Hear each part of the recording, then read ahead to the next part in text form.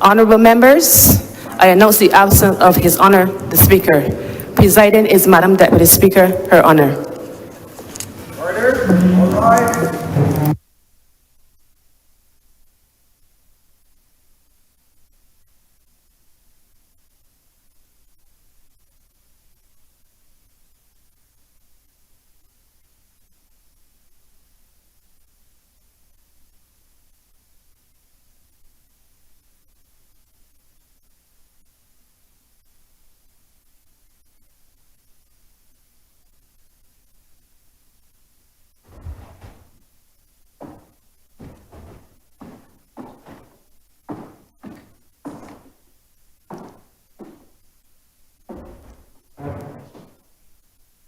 Let us pray.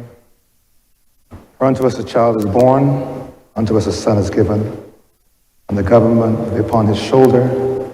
His name shall be called Wonderful Counselor, the Mighty God, the Everlasting Father, the Prince of Peace.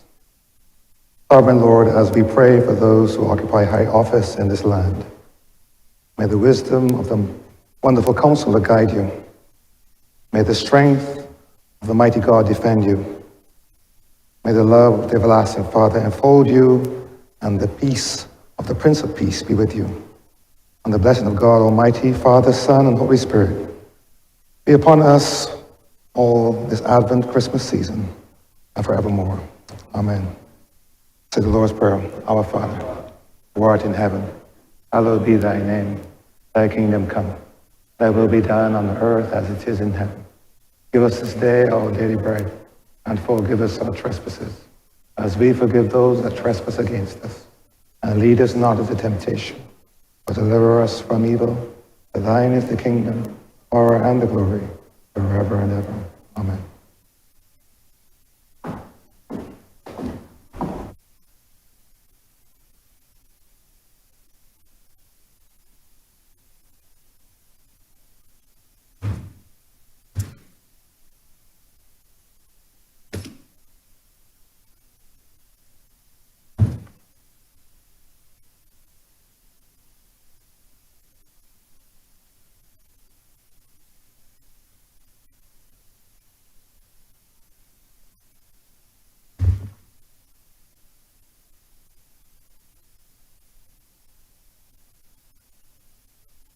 Blessed good morning, honorable members, ladies and gentlemen. This House is in session.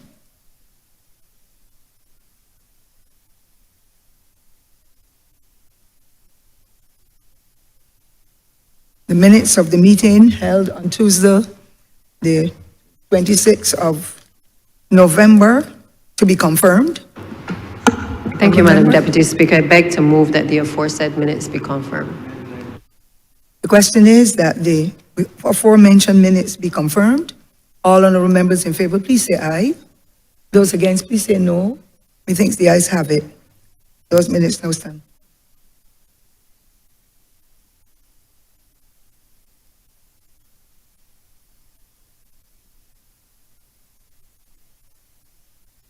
Our member, the minutes of Tuesday, the 10th of December, to be deferred.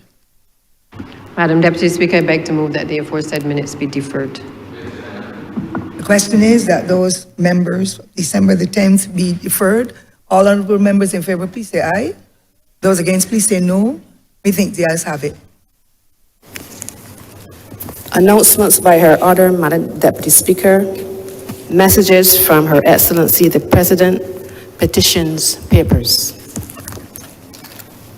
Honorable member, leader. Madam Deputy Speaker, I'm commanded to lead the Government of Barbados's European Investment Bank Counter Guarantee Agreement and Standby Finance Contract, Barbados Global Gateway Nature Guarantee.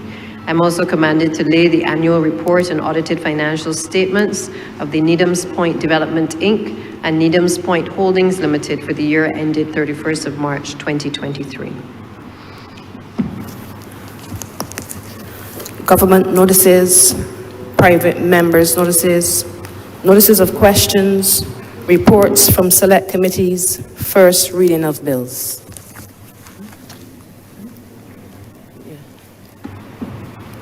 Madam Deputy Speaker, I beg to move the first reading of the Road Traffic Amendment Bill.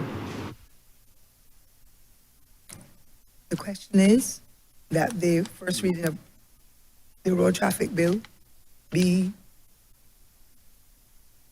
read the first time. All honourable members in favour, please say aye. Those against, please say no. Methinks the ayes have it.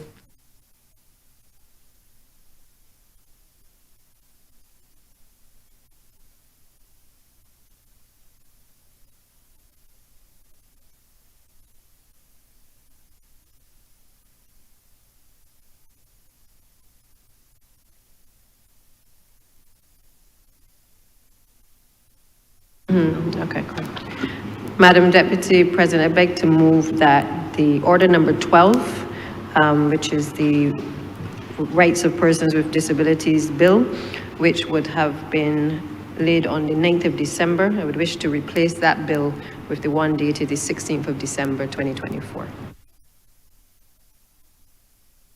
The question is that this bill from mention be withdrawn and replaced by the one dated the 16th of December.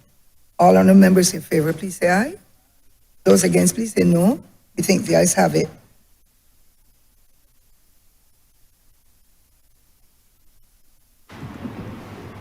Madam Deputy Speaker, I beg to move the first reading of the Persons with Disability, the Rights of the Persons with Disabilities Bill 2024.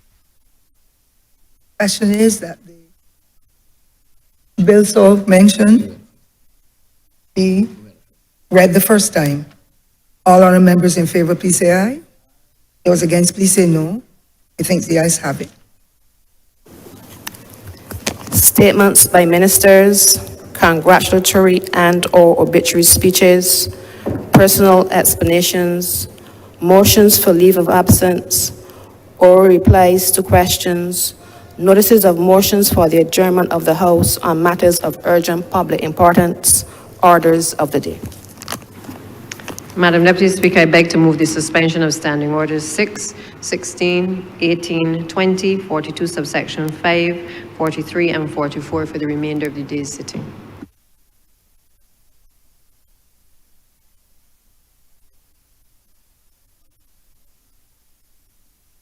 The question is that those standing orders so mentioned be suspended for the remainder of the day's sitting. All our members in favour, please say aye. Those against, please say nay. He thinks the ayes have it. Those standing orders now stand suspended. Government business. Government's business is the order of the day. Order number 3.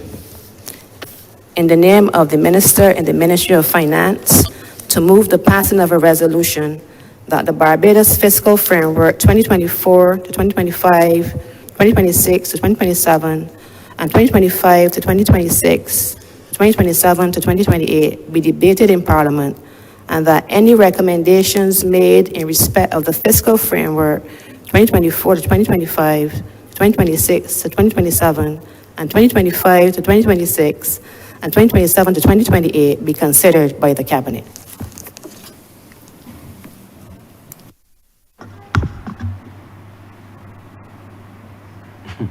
Honourable Member for Christchurch Central. Thank you very much, Madam Deputy Speaker. I intend to be quite succinct this morning, given that the Barbadians have, over the course of the last 6 years and 7 months, approximately, have seen this administration, Madam Deputy Speaker, execute very robust, a robust set of reforms on the economic front that have seen our macroeconomic fundamentals restored. But not just that those macroeconomic fundamentals have been restored, Madam Deputy Speaker, but where it matters most to people, this government has been able to respond because we have displayed fiscal discipline, which has led to business confidence as well as investor confidence improving, notwithstanding the challenges, Madam Deputy Speaker, in relation to externally driven, for the most part, which has led to an increase in the cost of living, In spite of that, we have been able to increase earnings for Barbadians over the course of these last 6 years and 7 months, Madam Deputy Speaker. And therefore, all of that put together, Barbados has shown, and Barbados' economy, and by extension its citizens, Madam Deputy Speaker, have shown resilience during a time of extreme global uncertainty. And that is the basis upon which this fiscal framework debate this morning, Madam Deputy Speaker, is focused, because it is important to appreciate that whilst we've done a lot of hard work, there is now a greater focus on our part to ensure that, as we have said from the very beginning, that the fundamentals haven't been restored, that we need to make sure that the recovery is as inclusive, Madam Deputy Speaker, as possible. And these are not just buzzwords. These are the things that the government has been doing, certainly over the course of this administration, across a range of areas. And therefore, it is important that we maintain and accelerate in some areas, implementation, both in the public as well as the private sector, in order to make sure that the robustness that we've seen develop in the economy, that we can see that transform and move forward in earnest. Now, there are 5 key areas that I want to focus on just very quickly, Madam Deputy Speaker, because they're all connected. You can't have one without the other. And it is important to appreciate that when we speak about the macroeconomic fundamentals, Madam Deputy Speaker, you're talking about the way you manage debt, the fiscal management, you're talking about growth in the economy, you're talking about the level of reserves. These 4 things together really matter for how individuals live their lives every day, for the quality of the public services that are delivered to citizens every day. And we've been able, over these last years, to be able to bring the things which are supposed to be up are up, and the things that which were supposed to be down, Madam Deputy Speaker, those things are down. However, these key pillars again focus on debt stabilization, private sector and private sector growth, but more specifically, private sector export-led growth. And I'll go into more detail on that, because that's important for us to absolutely understand that Barbados' ability to maintain, if not enhance, the quality of life that we have become accustomed to. Export-led growth has to be the cornerstone of everything that we do. Social inclusion, clearly, Madam Deputy Speaker. Green economy transition, critically important, as well as digitization. And so I will touch on these areas very quickly, because it's important that these things don't happen in isolation. So let me start with the debt, because a lot has been said there. We know where the debt started, Madam Deputy Speaker, 176% of GDP when we came to office. We had to restructure, we sorted all that out. However, over the course of these last couple of years, we have been using liability management. We came here a few weeks, couple of weeks ago, 2 weeks ago, 3 weeks ago, I think it was, Madam Deputy Speaker, where we did the debt swap with the IDB, as well as the European Investment Bank, and as I said then, in also collaboration with the GCF, Green Climate Fund, to be able to help us construct a new tertiary treatment plant at the South Coast. Why is this important, Madam Deputy Speaker? Because we all know the history of that project, but more importantly, as this government has sought to right size and to ensure that in us being able to manage our water resources, that the use of liability management and the way that we manage our debt, Madam Deputy Speaker, taking advantage of the fact that we have restored the macroeconomic fundamentals, the market is much more confident to allow us to divert monies that we would normally pay in debt to finance the South Coast plant. And that is critically important, because it means, Madam Deputy Speaker, that Bajans don't have to see more taxes being levied in order to construct that particular facility. And therefore, when we are talking about the access to water, how the BWA is going to reform itself internally to be able to better manage the responses to Barbadians, we are doing these things to ensure that ultimately that there's water going through the pipes to every household in Barbados, and everybody who wants to start a business, that they have access to water, Madam Deputy Speaker, because all of that adds to business and investor confidence, Madam Deputy Speaker. And therefore, we will continue to focus on this area strategically to create as much fiscal space as we can to be able to address critical issues. And as I indicated a few weeks ago, now that we have executed the transaction for the debt for climate swap, Barbados will, during the course of 2025, Madam Deputy Speaker, we will be looking at other parts of the debt portfolio to look to see how we can create a debt for social swap. Because as I mentioned, one of the critical pillars of this medium-term strategy is social inclusion. And therefore, as this government has demonstrated over the course of the last 6.5 years, we have committed ourselves to repairing the damage that was done by the last administration, leaving almost everybody behind, including young people, old people, persons with disabilities, you name it, Madam Deputy Speaker.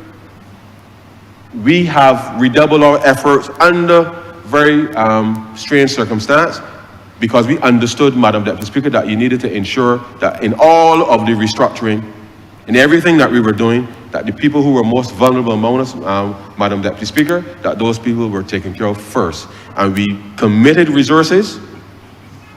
During COVID, we advanced those resources, Madam Deputy Speaker, to ensure that Barbadians will not fall further than they had to, because the government had embarked on a very strong program. So next year, 2025, we will be looking at constructing a debt for social swap, where we will be advancing more monies into education, into health, into citizen security, as well as housing, Madam Deputy Speaker, in order to make sure that we can touch the very things that matter for the ordinary Bajan, and the things that will be critical for the strategic direction of this country. So we are going to be looking at further transactions within the debt space to create more fiscal space to do more for Barbadians next year, Madam Deputy Speaker. 2, private sector export-led growth. Now, this is a very, perhaps a vague term,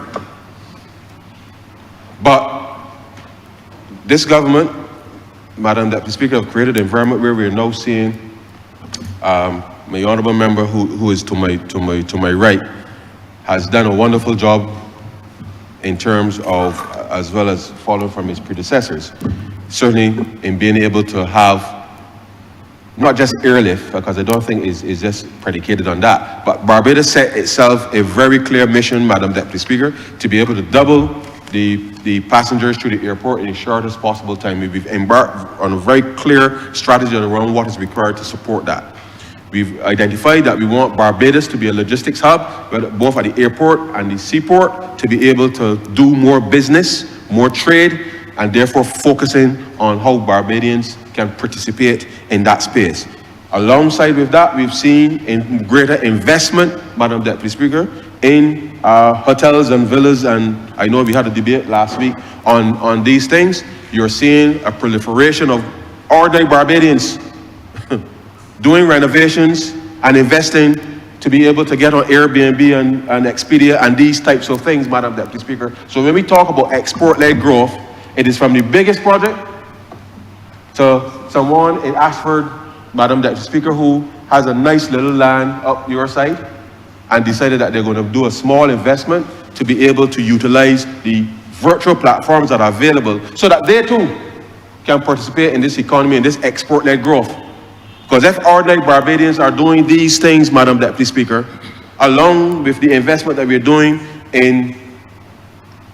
with the International Food Center from the manufacturing side, We're doing some work with the food terminal under the Ministry of Agriculture to ensure that the processing capacity and our ability to export is there. And therefore, our strategy and focus has been, how do we expand that space? So it's not just about big-time investors coming into Barbados and putting up big hotels, Madam Deputy Speaker. It is we being able to focus and ensure that we can unlock the resources that we have within the sector, within the economy, in order to drive growth.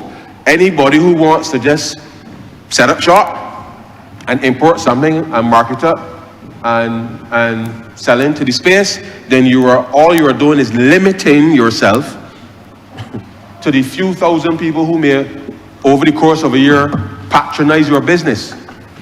What we are putting the mechanism in place now, and the clear policy, is that when we talk about a global economic environment, even though there's uncertainty, Madam Deputy Speaker, Barbadian products, Barbadian goods, Barbadian services must be capable of being exported, and that is where we are seeing a lot of effort.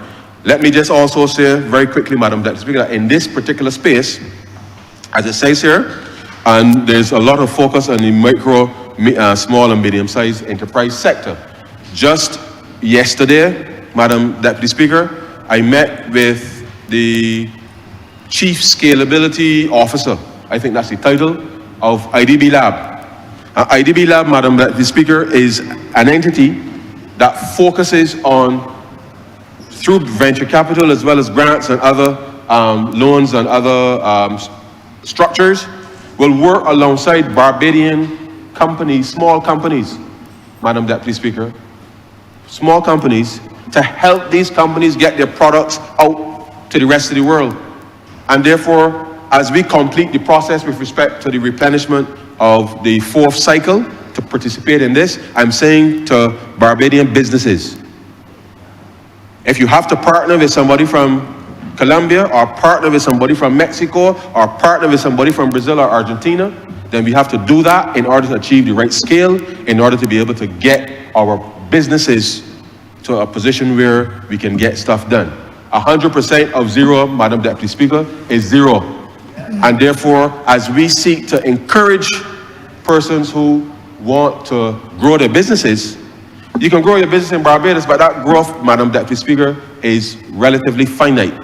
And therefore, as is the case, we are seeing Bajans, and I say this without, I don't take any particular pride in saying this, Madam Deputy Speaker, but too many Bajans are taking up their hard-earned money and putting in to get rich quick, these schemes. Only after a few days or weeks, people disappearing on them, left, right, and center. And all I'm saying to the public, Madam Deputy Speaker, if you put your money in businesses that you know, we're through the work that we're doing with the African Exim Bank to connect the region and Africa to do more trade. So it means that somebody got to be selling something somewhere, Madam Deputy Speaker.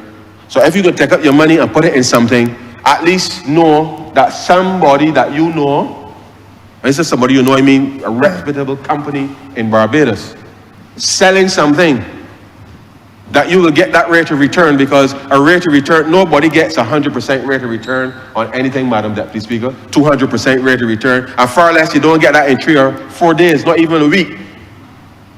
Global businesses, Madam Deputy Speaker, if you get a 15% profit margin is decent, 20%, 25% is great, but nobody, Madam Deputy Speaker, in a week, in 2 weeks, in a month, does get 100% profit margin.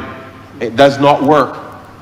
And therefore, we are saying to Barbadians, I am urging Barbadians that please, in 2025, let us put these schemes and scams and all of this thing behind us, and let us focus on tangible investment into business.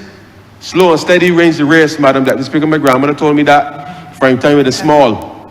And therefore, we have to have the patience to be able to make the right investment decisions. And I'm saying to Barbadians, as the government is facilitating private sector-led export, private sector export-led growth, that this is how you're going to take the money that you got in the bank or wherever your credit union or wherever you have it, and to make that money work for you. And therefore, whether it is in the tourism sector or otherwise, then we have to make sure that we make these opportunities available to Barbadians. And therefore, as we modernize our public infrastructure, we know that with our investment as a government, that business will come alongside and make investments because there's accessibility. And therefore, the two will go together to be able to help us to be able to drive that. And let me just say this very quickly, Madam Deputy Speaker, because as you know, this government, having put a lot of time, effort in training and providing opportunities for Bajans to be able to upskill. In the next 18 months to 2 years, when all the construction and everything starting to cool off a little bit, Madam Deputy Speaker, you can get a whole set of jobs within the tourism sector. So if you are not employed now in Barbados, Madam Deputy Speaker, and you've not availed yourself of some type of training, either with the Construction Gateway or any of the other programs that we've put out there, there are opportunities now to get trained and to be prepared to be trained to move into the jobs that will be coming in the tourism sector, Madam Deputy Speaker. Again, so whilst there isn't a job available for everybody now, the reality is that there will be jobs available, and we will continue to work right across the board. Yes, to encourage people to do their own business and to do those things, but jobs will be available in 18 months to 2 years in large numbers as more jobs within these sectors. So therefore, let us not rest on our laurels. If you have to retrain, Madam Deputy Speaker, retrain. And therefore, the government, through the Ministry of Education and the various training bodies, we will redouble our efforts, Madam Deputy Speaker, to be able to make sure that those opportunities, again, are available. Social inclusion, Madam Deputy Speaker, my colleague to my left has been doing human service following your lead, Madam Deputy Speaker. And as you know, we have had, because of what we inherited and then obviously compounded by COVID, we have had to do significant work within the social sector in terms of how we deliver services to people. And I won't go into a lot of the details of that. I will leave the member if he chooses to expand on that. But the point here is that we know that Barbados's development has been because we made very deliberate public policy interventions from as far back as the 1950s to put people in education and to make sure that education was accessible to the poorest among us, Madam Deputy Speaker. At a time when, as I know full well, Madam Deputy Speaker, my grandmother, when she was 14, had to leave school because there was no opportunity, 7th standard, I think it was called at the time, Madam Deputy Speaker, because there was no opportunity for women back then to really further their education. And therefore, this country's development since this Labour Party was formed was really focused on how do we correct those inequalities and to be able to unlock for ordinary Barbadians a way of life, as you know, sir, Madam Deputy Speaker, all intended to deliver a better life for all of our people. That is really our philosophy. And therefore, our investment cumulatively in education, in health, to make sure that persons can have access to doctors and dentists and things that were not accessible before. So those people who like to say that you want to hold on to the good old days, there really wasn't a good old days, you know, Madam Deputy Speaker, because in the good old days, it was who had a piece of money that had the opportunity to get through. And for a lot of us in this space, we didn't have that money. And therefore, the public policy of this government has been about social inclusion from the inception of this Barbados Labour Party. And therefore, every effort that we can expend today to re-examine how those social inclusion policies have worked And there's some things that work, Madam Deputy Speaker, and there's something that didn't work. But the reality is that you still must build capacity for the future. And in building capacity for the future, Madam Deputy Speaker, you can't cut off the rungs at the bottom of the ladder when you get up at the top, because you're short-sighted. Because every little boy and girl in this country, Madam Deputy Speaker, must know and feel that there could be any leader at any point in the future, but we must prepare them for when their country calls them, Madam Deputy Speaker. But if you cut out, as we will discuss a little later, if you, even for those who may not be typically developing amongst us, the way that you deal with those students, and you know the history of Alma Paris, we will get into that a little later, Madam Deputy Speaker. If you do that at the one end of the spectrum, you introduce tuition fees at the other end of the spectrum, all pretty much at the same time, Madam Deputy Speaker, all you are doing is inhibiting the capability and the capacity of the country and those young people to know that they have a place in this country. Because imagine you introduce those fees and then all of a sudden people feel like how my grandmother may have felt back in the 40s and the 50s, Madam Deputy Speaker, because you ain't had the money to go, and then good talent is wasted. But that's not the most sinister part. It is the cumulative impact, because Barbados is going to experience it, because as people are retiring now, Madam Deputy Speaker, as people are retiring now, you ain't got enough people coming up with the training, the experience, because the last administration in the short-sightedness created some issues. We have had to redouble our efforts, and within the construction gateway program, as well as the program for AI and cybersecurity and these things, we are building skills for the future today. And therefore, we have to prepare our young people for the fact that the jobs that we are in today may not be the jobs that are available even next year. Because technology is changing so rapidly that we must keep pace. But we should not fear it, Madam Deputy Speaker, because if Barbadians have, and I know the member for St. Philip West is, and the team at the Ministry of Education is working to make the changes within that space, because any child that comes through our education system must know they could go any part of the world or stay in Barbados and be world class. But that confidence comes from not from how much you get on the 11 plus, Madam Deputy Speaker.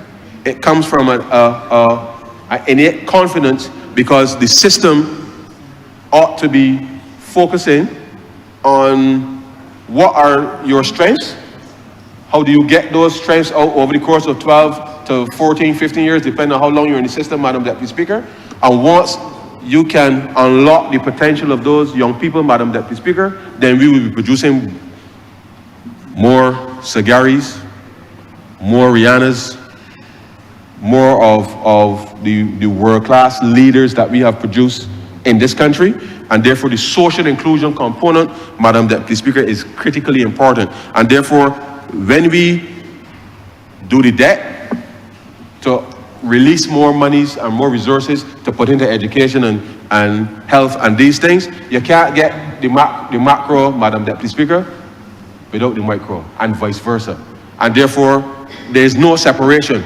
And I want to say to Barbadians that we have put a lot of time and effort into training, and we will continue to be able to do that, to make sure that we can get a lot of as they would say, a better bang for your buck. Green economy transition, Madam Deputy Speaker, as you know, we've had some challenges with respect to access to technologies. This is something that we have been, especially in battery storage, given the nature of what's been happening globally. We passed the Electricity Supply Act a few weeks ago as part of the regulatory updates, if you like, to be able to advance that. This government, 4 years ago, made a very clear determination that we will purchase electric or hybrid vehicles for our fleet. We took that decision. And then we extended with respect to the rest of the public, or no, actually it was 2020, but 4 years ago, we extended to the rest of the public that we will give the incentives to focus on that transition from the transportation perspective. And therefore, we will continue on this journey to allow us to be able to reduce the amount of fuel that we are importing, to be able to help save some of the same foreign exchange that we're talking about, Madam Deputy Speaker.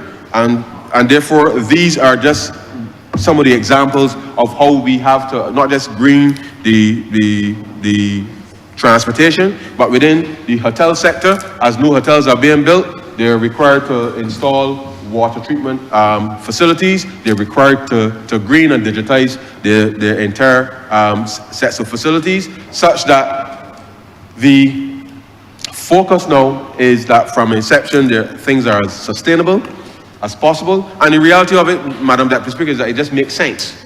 And therefore, I know that once we can get access to greater battery capacity, we'll be able to see more people being able to make investments in this particular space to be able to think, to be able to participate. Now, let me also say, Madam Deputy Speaker, that I am well aware that within the agricultural sector, for example, there are a number of, and I know a number of chicken farms operating. With the capacity, I know there is already some work being done to take the chicken manure that is thrown away quite regularly, Madam Deputy Speaker. You mix that with some of the planting material. I know one of the facilities are using cotton, and the full. So you pick the cotton, Madam Deputy Speaker. Yes, you pick the cotton, but you use the rest of the plant in a biodigester to produce electricity and natural gas. Now, that automatically means, yes, you got to make some investment, but it means a different revenue line for the farm, because you could put electricity straight into the grid, or give the gas to NPC for them to sell. And therefore, the idea of inclusion is important. Therefore, we are making resources available to be able to help people to transition along this way. So there are lots of innovation happening in Barbados. And therefore, we must not see ourselves in the traditional sense in order for us to be able to see this green economy transition come to fruition, and therefore have a much more sustainable business practices as well as environmental practices in relation to this. And the last one, Madam Deputy Speaker, is digitization. All linked, by the way, Madam Deputy Speaker, all linked. Now, let me just say that this government has prioritized digitizing, and you know, people can get tired of me saying this, you know, Madam Deputy, but you know, if anybody want to go to the United States, you have no choice but to go online, fill out a form. It takes you about 45 minutes at least to fill out the form and pay, and hope that when you get the appointment, Madam Deputy Speaker, that you will get the visa. But the only way you can get to the United States is if you go through that process. Now, the government is not going to do anything that's going to make anybody fill out anything for 45 minutes. But our efforts to link our databases and to provide digital services, notwithstanding, Madam Deputy Speaker, that obviously as you digitize, you have to take account for the fact that there are criminals out there intent on disrupting digital services, and therefore we are cognizant of the fact that there are cybersecurity threats. But you know, Madam Deputy Speaker, that whether you're in an analog space, because a thief is a thief is a thief is a thief, Madam Deputy Speaker, whether you're a thief in cyberspace, or you're just a regular analog thief, a thief is a thief is a thief.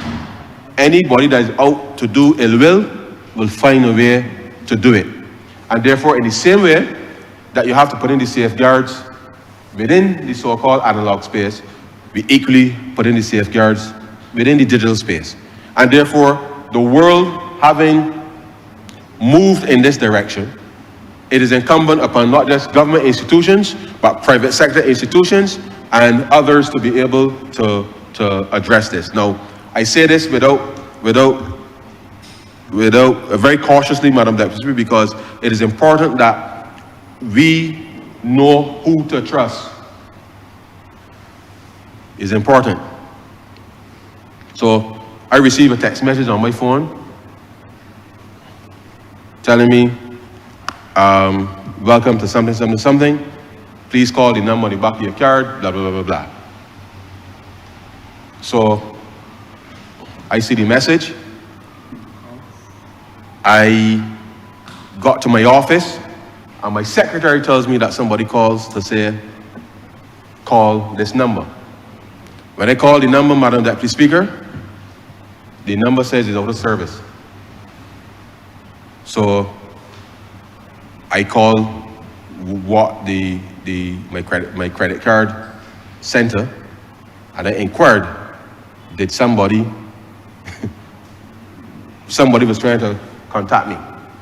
And they've verified that nobody from their team was trying to contact me. So I'm saying to Barbadians, Madam Deputy Speaker, there are people out there every day who are up to no good. And whilst we cannot turn back the clock as it comes to digitization, we must not be gullible and give our information to anybody on the phone unless you know that you are doing business with them. And in this day and age, with the way that technology has evolved, all of us have a responsibility to check.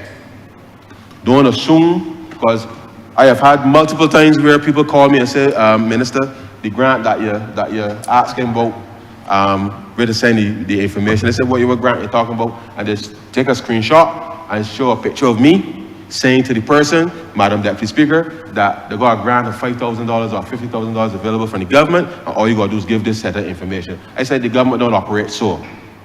And certainly I don't operate so. And therefore, I'm saying to citizens that as we go down this journey of becoming more digitally literate and to be able to do business more efficiently, please, before you take up your money and send it to somebody on the internet somewhere, because there's a nice ad, Madam Deputy Speaker, telling you about these great returns, and they got some models on there that will probably turn your head if you're so in tune. Before you take up your hard-earned money and give to a stranger, please. I know the honourable member for St. James South, having started the Financial Literacy Bureau, please call somebody and ask a question. There's no shame in asking a question, Madam Deputy Speaker. There's no shame in asking a question. If you don't ask the questions to the right people, and chances are, Madam Deputy Speaker, if you know you could walk down Broad Street into your bike and ask a question, go and ask before you provide any information to anybody. So it is important that each of us, that we alert and sensible before we are able to allow people into our systems. Because once you let somebody into your secure space, Madam Deputy Speaker, you know, if we let somebody in here and they run right all about in here, after we let them in, then it's really, then we can't blame nobody because we let them in.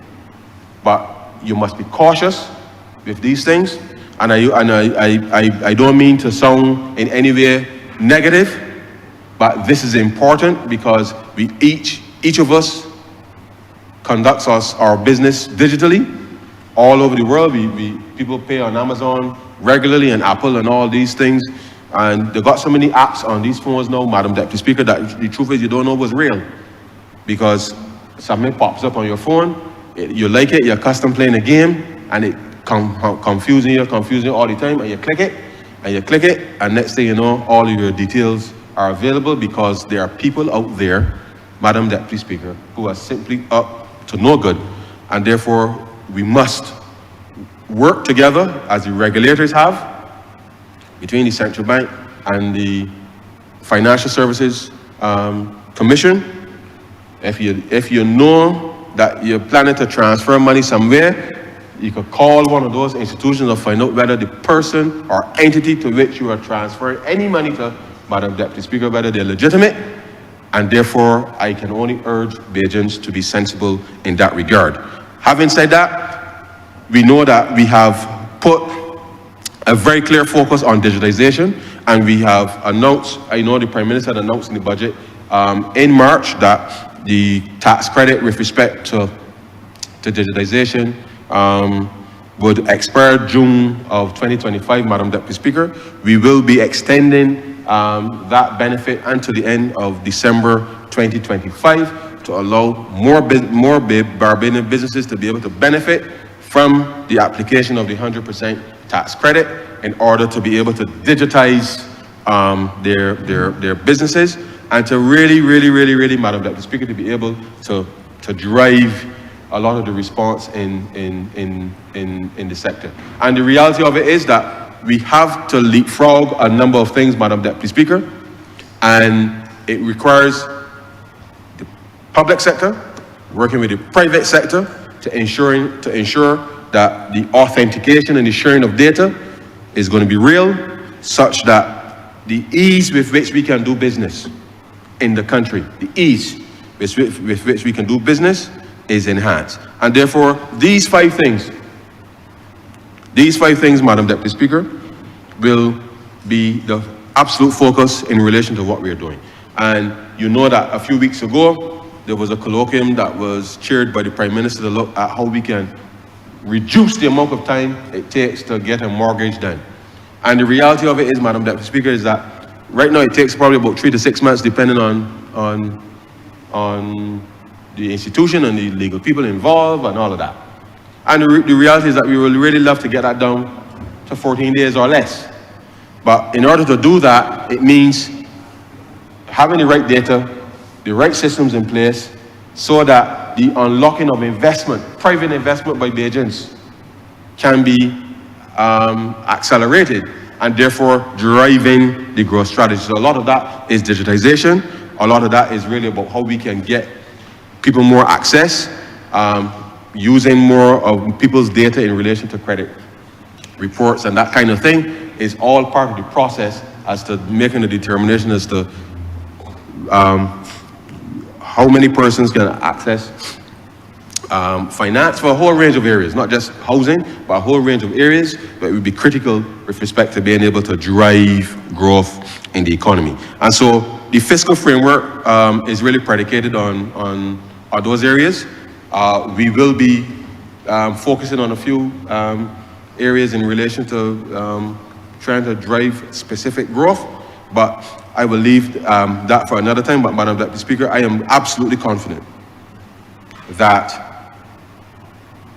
what we have been able to achieve up until now is significant.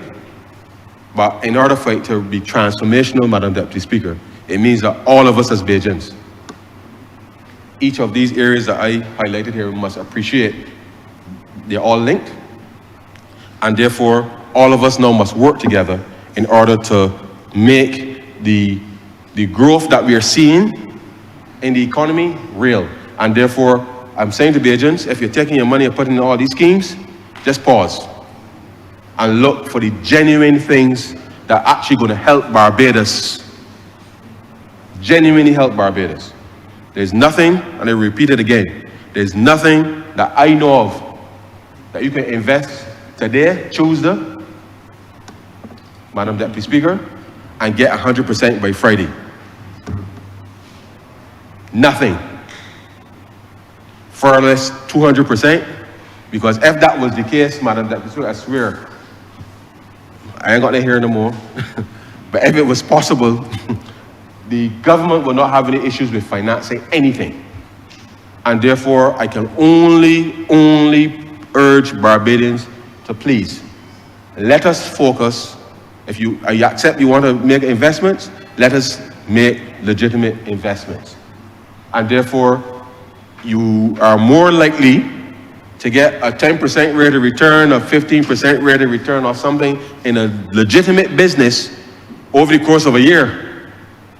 But nobody can give you 100% in a week, 2 weeks. It doesn't make sense, Madam Deputy Speaker. And when people find themselves caught up in this in this vortex where people are telling them, oh yes man, I put in and I get. I put in and I get. Because, you know, Madam Deputy Speaker, the FI was to come to honourable members in here and tell each honourable member that I put in $100 Monday and get back 200 Friday. I know that every man jack in here, first of all, will take that and say, not just,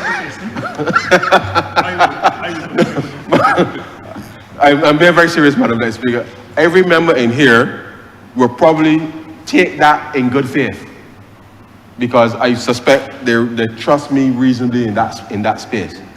And it is something that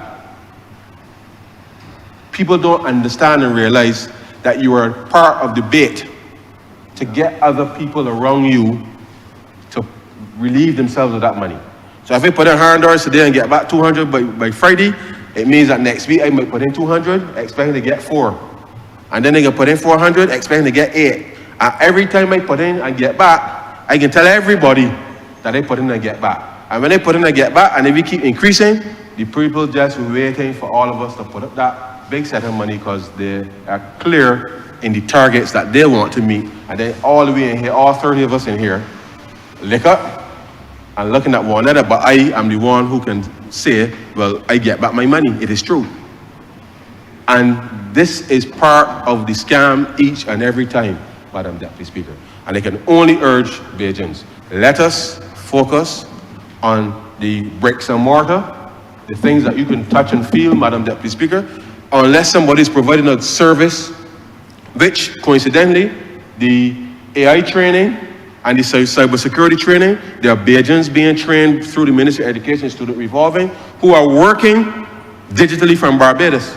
So they're providing a service to companies outside of Barbados in that space. So unless you're providing a service across the board, there's still some way to quantify that.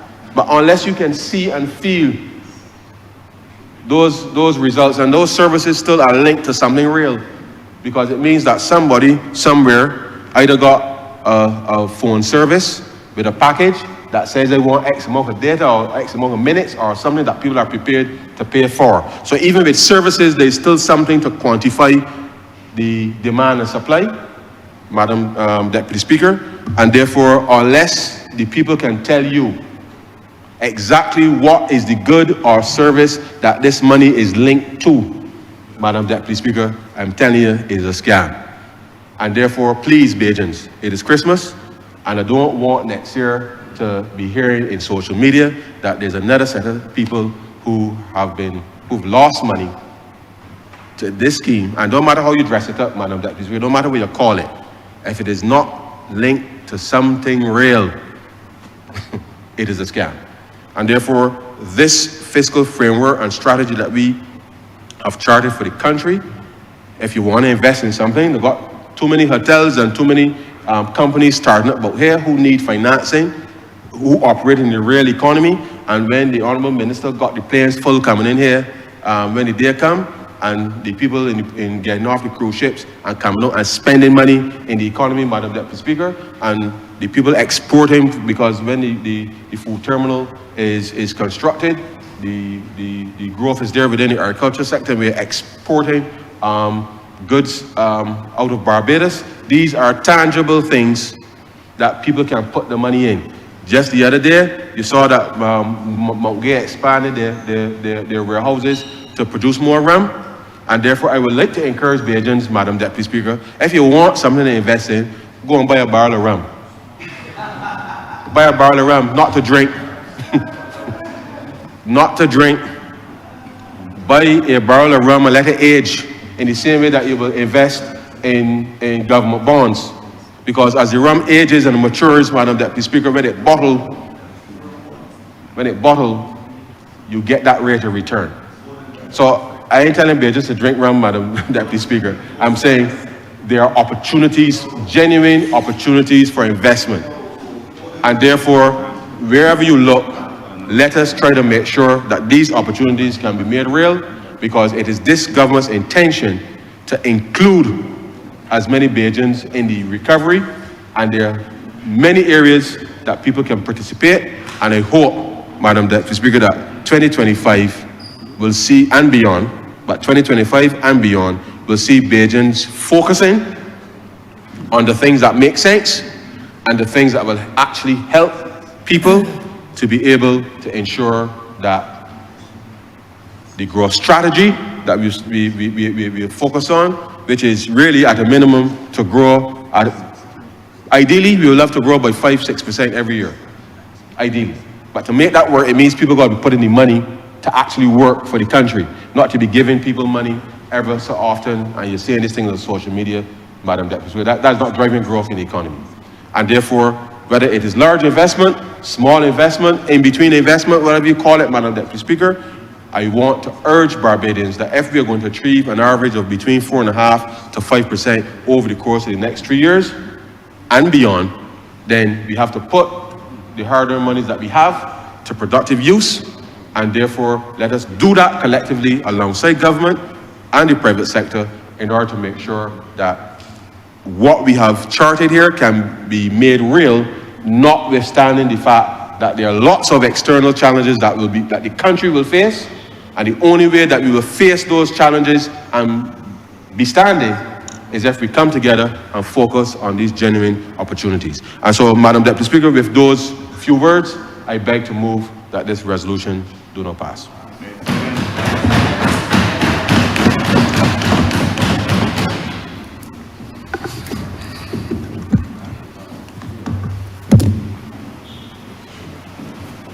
Good morning, Madam Deputy Speaker, and good morning to all present, and good morning to Barbadians here and in the diaspora, and indeed during this tourist season, good morning to all visitors whom we are happy to welcome.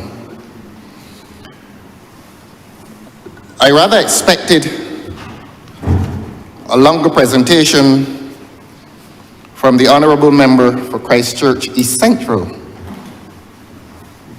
And in so disappointing me with a very short delivery,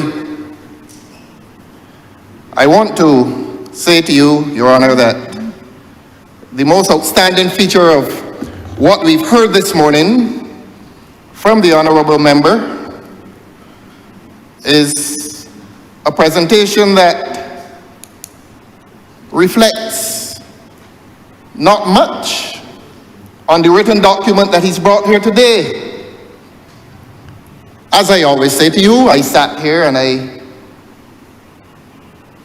took notes. I was moving between the document and recording what was being said orally by the Honourable Member. And I have to say to you, Your Honour, that what was being said orally by the Honourable Member, some of which I wrote, reflects very little of what is in the written document. I see it, therefore, as my responsibility to inform the public as to what has come here in writing, and I will reflect also on the oral anecdotes, that is what I call them. These days he chooses the anecdotal path. A few weeks ago, I accused the Honourable Member of abandoning his characteristic technocratic propensities and becoming more of a politician. Not that being a politician is a bad thing. I hope we are all politicians. But we do expect our politicians who are also technocrats, highly trained, as is the Honourable Member, to reflect something of the training that he has and something of the training that justifies his occupation of the office that he holds. But here is what I record. I feel obliged to deal with the written document, and I will deal with that because the public is entitled to hear what is written in this document. As I said, we did not hear much of what is written in the document because the Honourable Member now has a different course of conduct. in here that I wouldn't say that he jokes a lot these days, but the anecdotes, we hear that he doesn't have any hair now, and I don't think the public, not even his former barber, is interested in the fact that he no longer has any hair. What is important to this country is what is here, H-E-R-E, what is written here. And what is written here does not speak well for the future prospects of this country. In avoiding the written document, maybe it's embarrassment, maybe the honorable member is embarrassed to tell the country what is the true state of this economy. And in expressing that embarrassment, he goes to these Ponzi schemes. When the honorable member went to the Ponzi scheme, the word that appeared before me was sanctimony. Let me quote him. Let us put these schemes and scams behind us.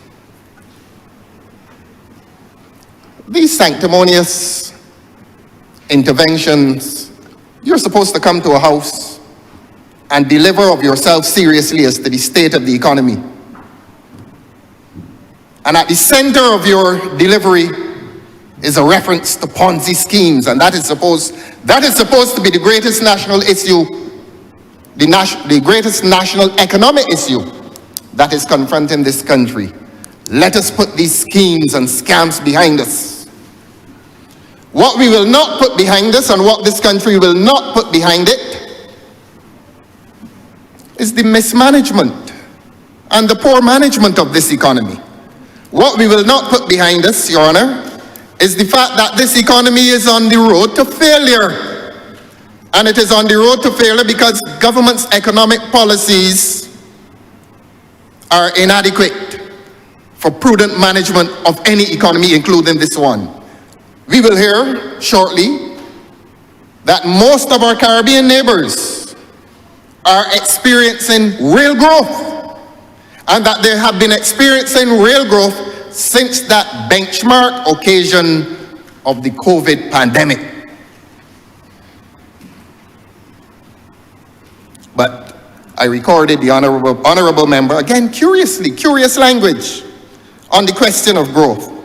Here's what my record says as to what the honorable member told this country today, and I quote, "We must make the growth that we are seeing in the economy real." Ma'am, may I read that again? We must make the growth that we are seeing in the economy real. Well, I am not an economist. The overwhelming majority of Barbadians are not economists. But we are still entitled to ask the honorable member, how is it that we may be seeing growth, but it is not real?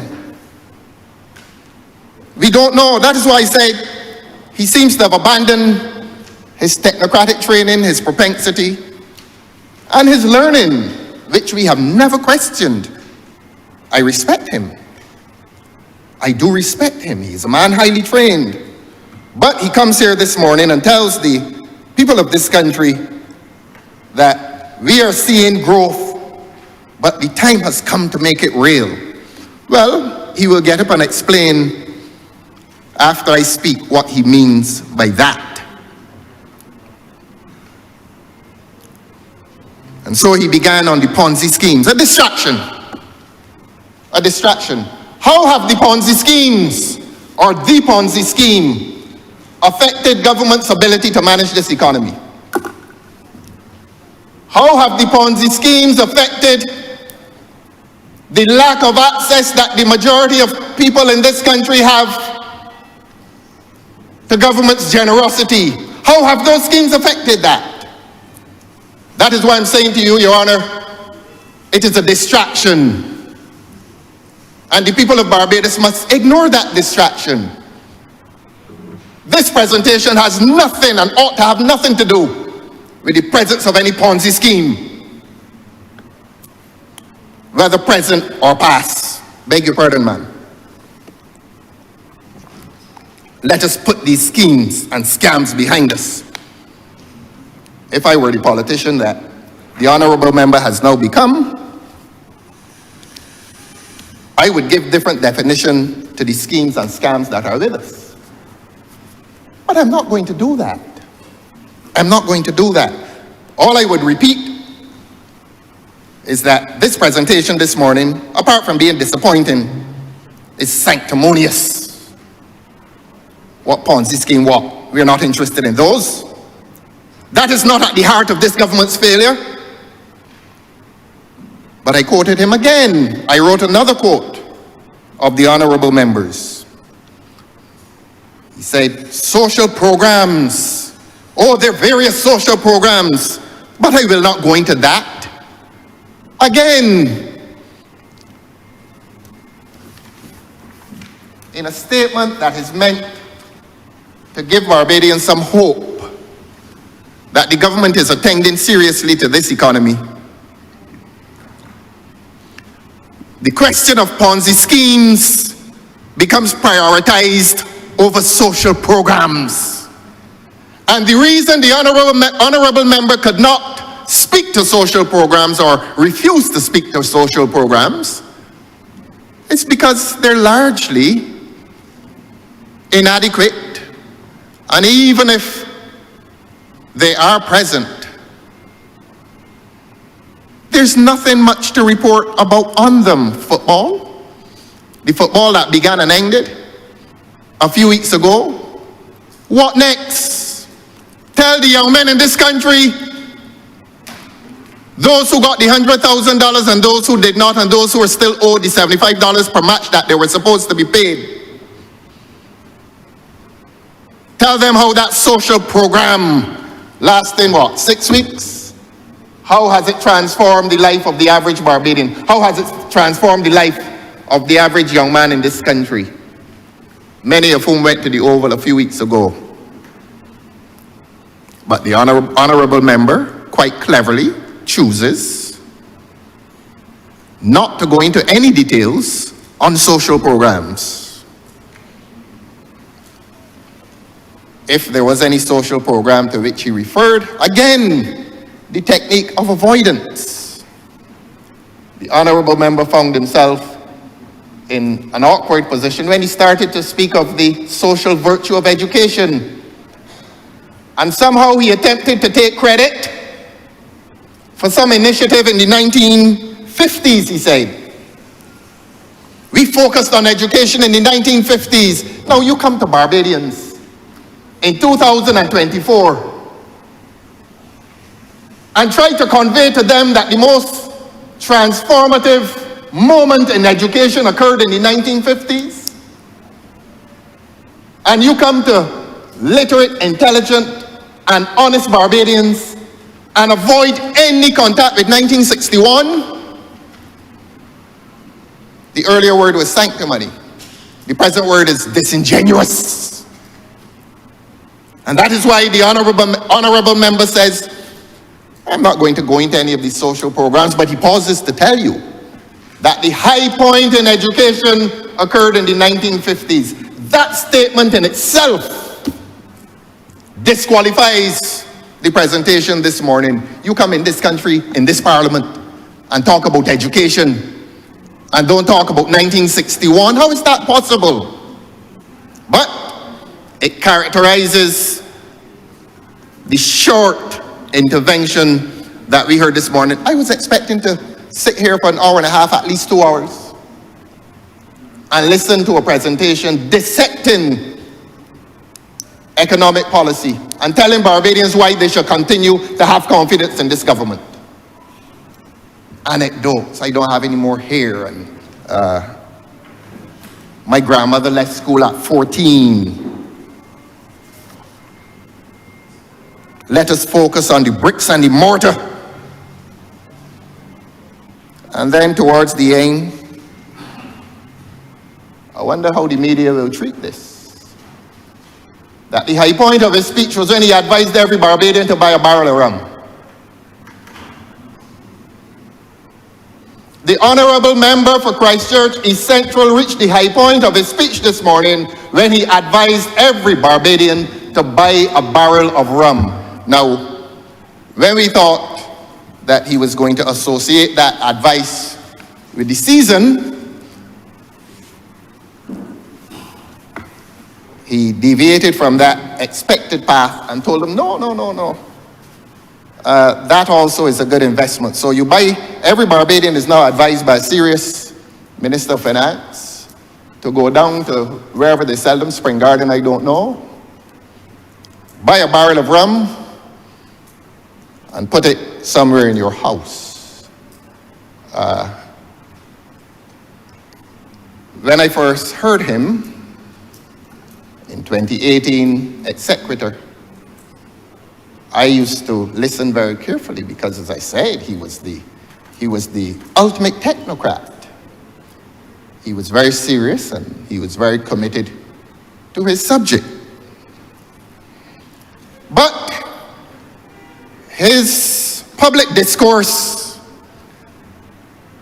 from lofty economics and financial and fiscal policy, and it has now reduced to the economic advice of asking every Barbadian to buy a barrel of rum. And I don't know, Your Honor, how you feel about that advice, but I would advise you not to take it. What are you going to do with your barrel of rum if you accept the advice of your learned colleague? But that is where the speech took Barbadians. And therefore, it becomes our responsibility, even in opposition, to tell the government what is written in this document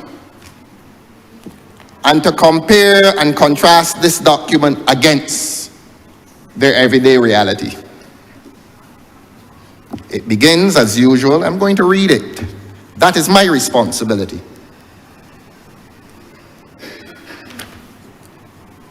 Overview, and I'm not going to read it exhaustively. I will just introduce you, ma'am, to a few of these sentences.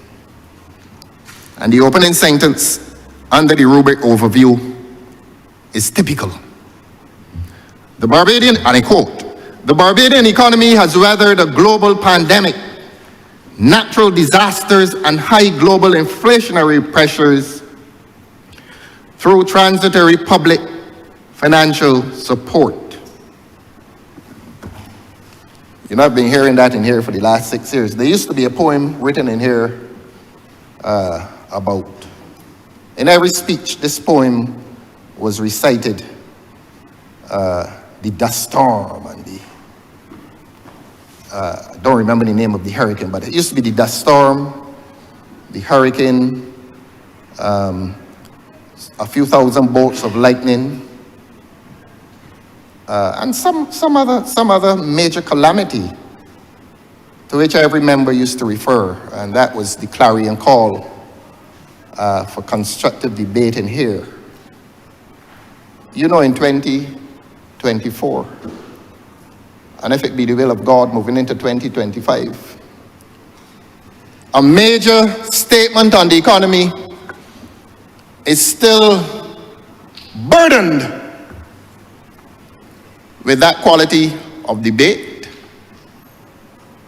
that all the other countries in the Caribbean have gotten up from their slumber during COVID, and many of them are recording economic growth that is satisfactory, and they're recording growth in the various sectors that is satisfactory. But here in Barbados, we still, like the little child saying his recitation at the harvest. And we begin every recitation with the Barbadian economy having weathered a global pandemic, natural disasters, and high global inflationary pressures. What is the government doing about it? What is the government doing about it? We'll read this document and indicate what the government wants to do about it and how the government is failing. Permit me, Your Honor. So my advice, please, Barbadians, don't go off yet and buy that barrel of rum. Let us seriously discuss the issues that confront your lives. Now, I did not expect the honourable member to apologize for this statement that is some 3.5 months late. He did remind us that this country has had a global pandemic affecting this country worse than our neighbors. But let me indicate to Barbadians that this exercise today is some 3.5 months late. And if we go into its details, I will do so. But I want to come to page 9. This, what we see here, the first portion of the document is some 37 pages. Yes, some 37, I think, several pages. And I want to say to you, Your Honor, that the presentation this morning touched very, very few of those pages. And indeed, it was an unsatisfactory overview of an economy, and I repeat, which reached its high point of the honourable member for Christchurch East Central telling Barbadians that they should all go off today and buy a barrel of rum. So that is at the heart of economic strategy in this country. Go and buy a barrel of rum. And that is what this government leaves with Barbadians, when it ought to be seriously discussing 2025 after one of the most difficult years in the history of this country. And the difficulty had nothing to do with any dust storm or COVID or beryl, because this was a year in which government found itself in celebratory mood and encouraged the citizens of this country to believe that life is a party and a celebration and a football tournament. But yet, every document begins with this excuse that this government is in some way hindered by natural disasters. Look around the Caribbean and see how they're hindered by these natural disasters.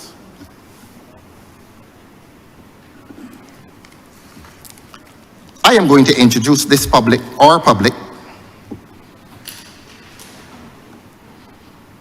to government's policies. And it was government's policies that destroyed the value of pension funds in this country. Had nothing to do with COVID, nor Hurricane Beryl. It was Hurricane government that reduced interest on income from pension funds, and the result of that is that there must be a dependence on the NIS in future to top up those depleted pension entitlements. And we will not forget that it was this government in a restructuring program that took the value of $1 billion out of the People's NIS Fund, so that it was deliberate government policy that weakened the prospects for pensioners in this country. Had nothing to do with any barrel of rum.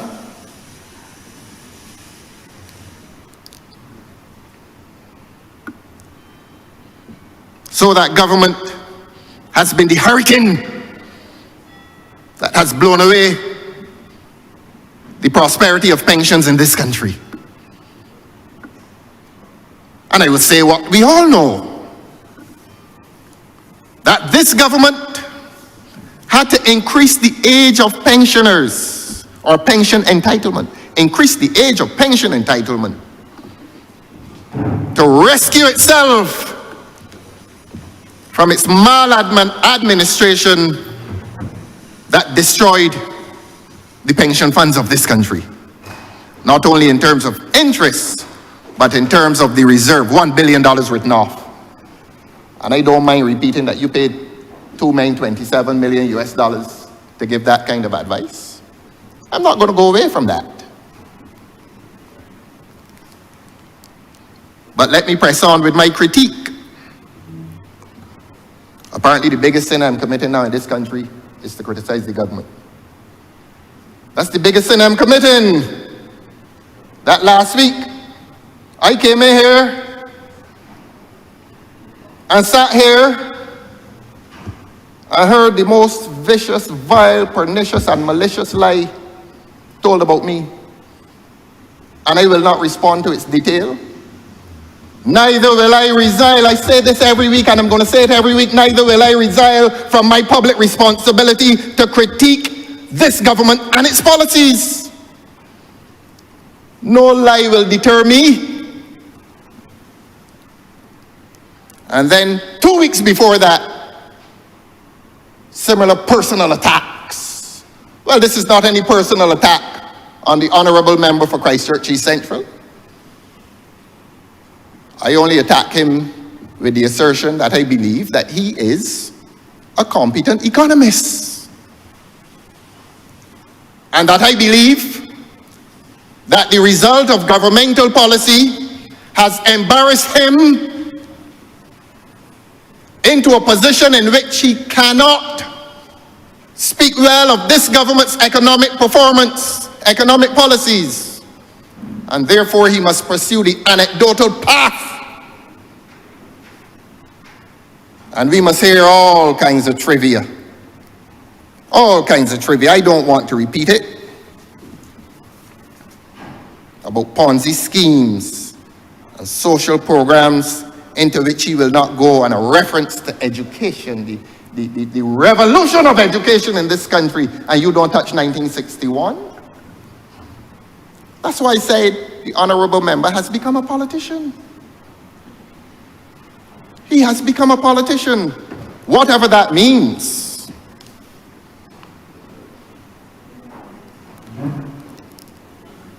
And by that I mean a politician purely who will not make contact with the realities that visit the lives of Barbadians from day to day.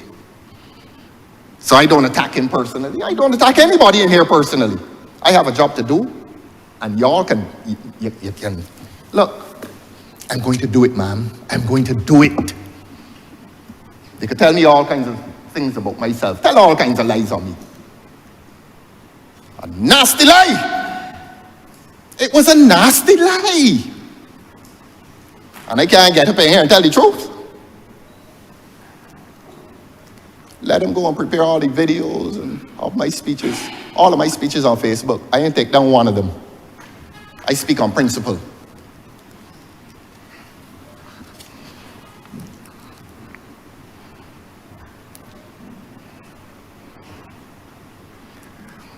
The people of this country are entitled to ask this government if the foreign exchange earnings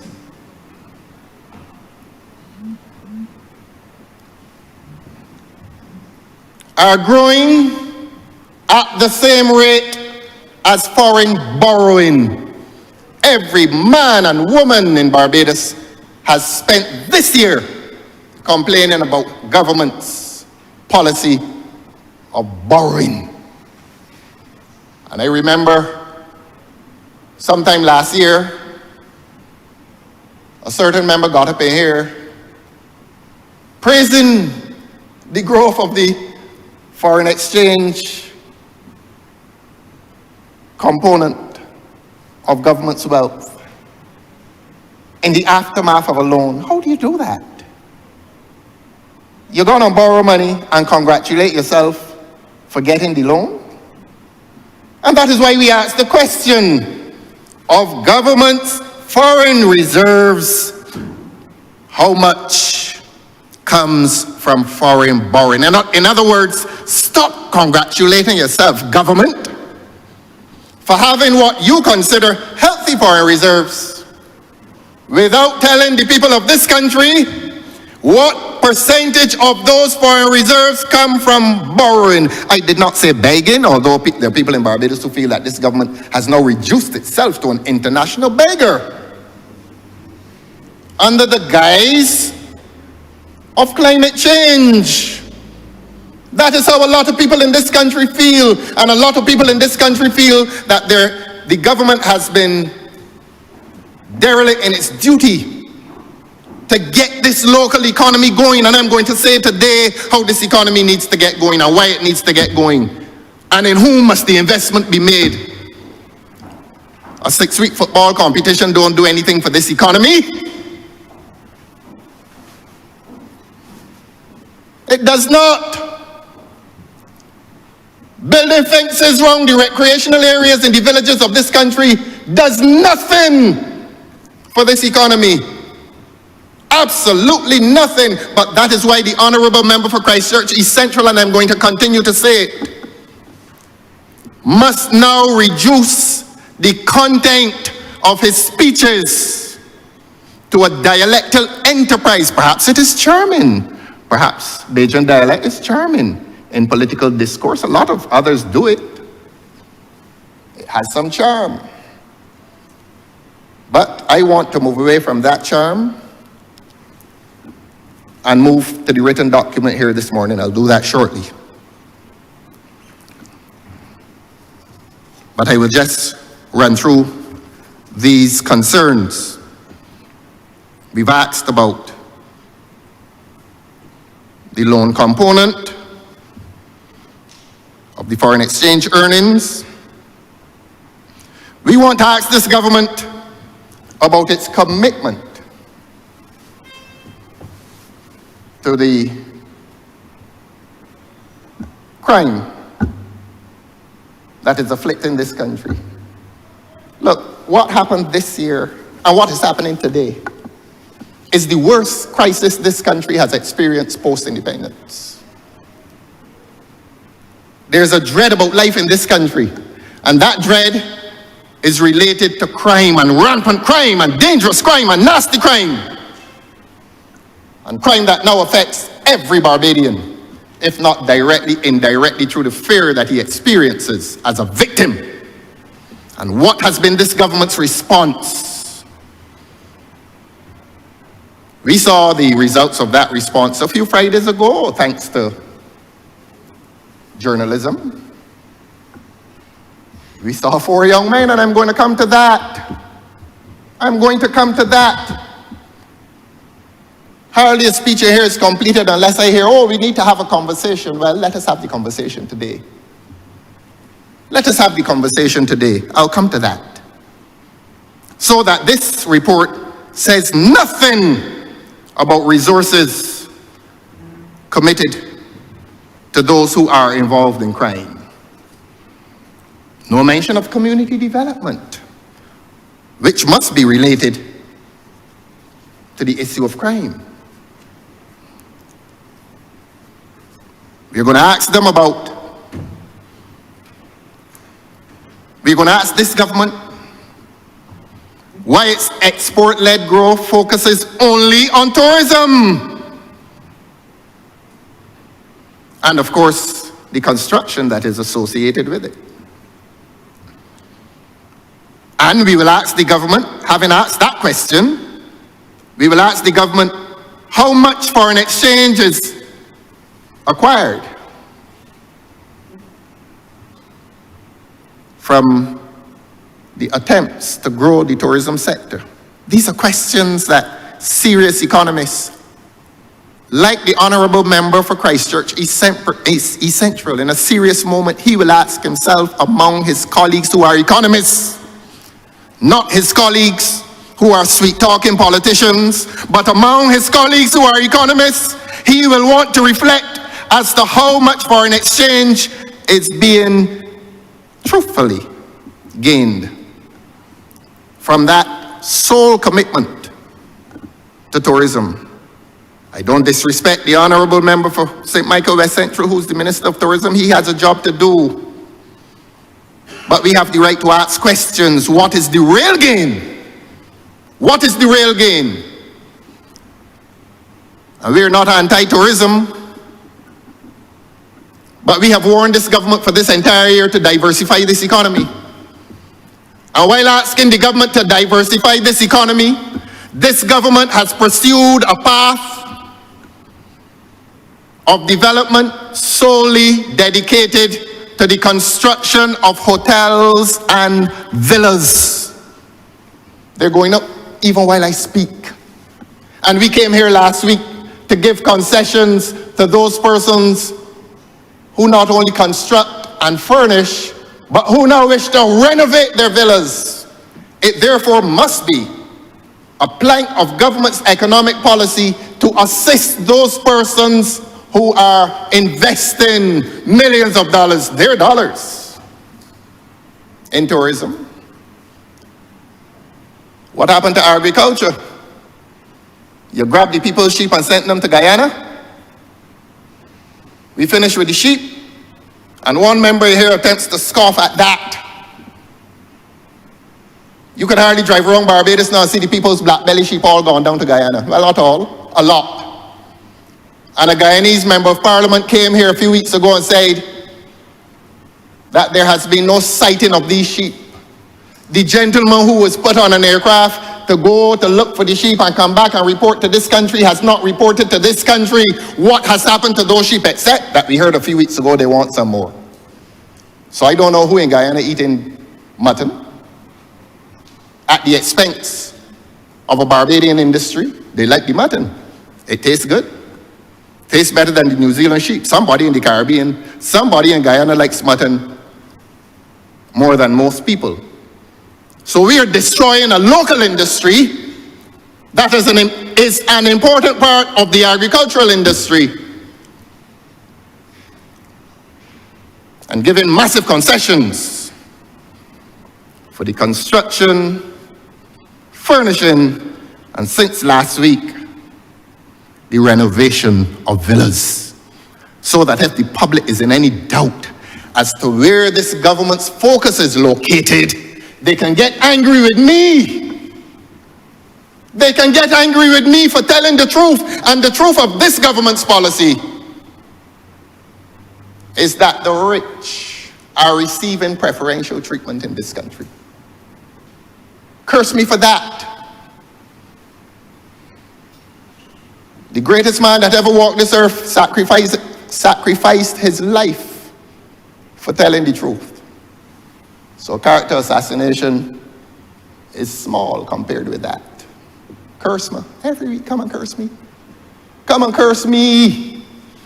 And when you curse me, the people of Barbados understand that for telling the truth, you're cursing them too.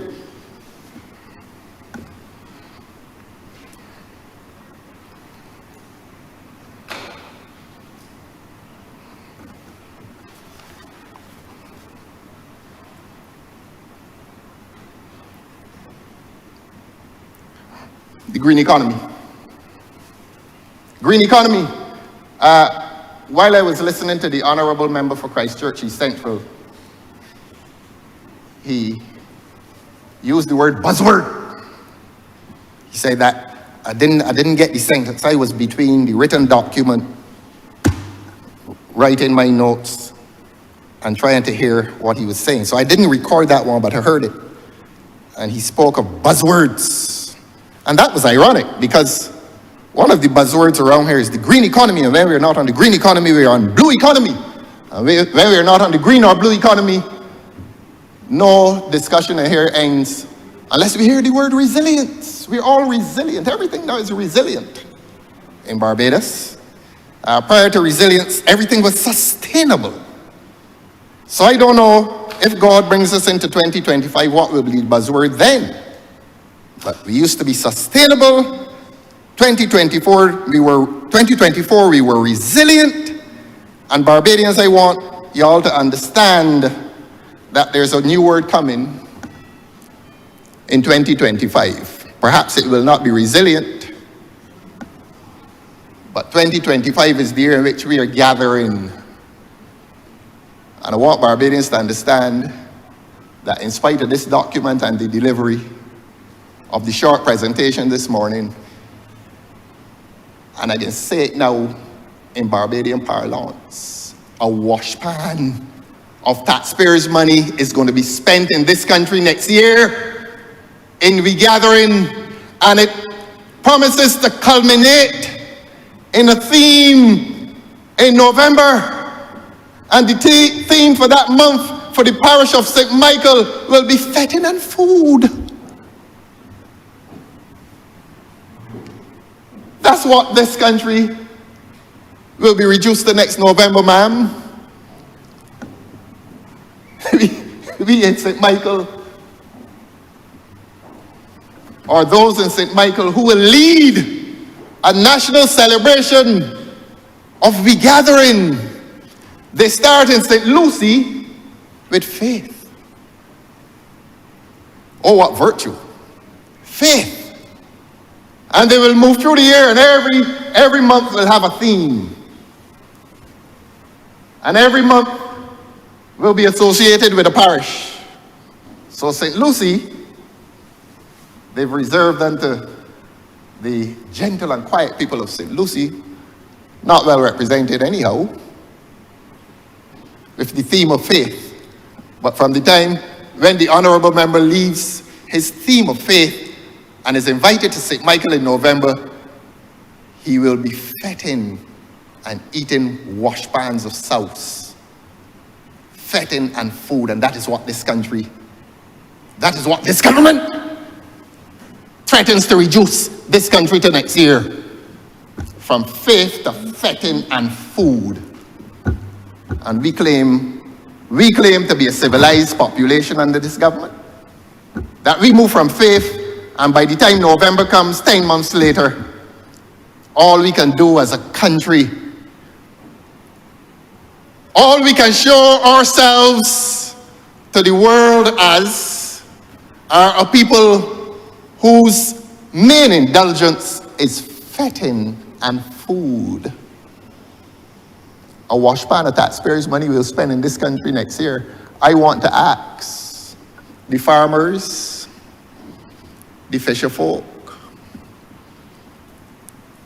the masons, the carpenters, the accountants, the lawyers, the engineers. How much of that money will be for you, Barbadians? Or is it an expedition aimed at returning this government to the favor of the people? I have a right to ask these questions.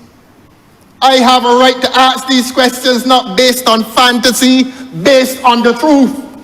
And the truth is that this government has set a program of national celebration for next year, which will culminate in a theme of fetting and food.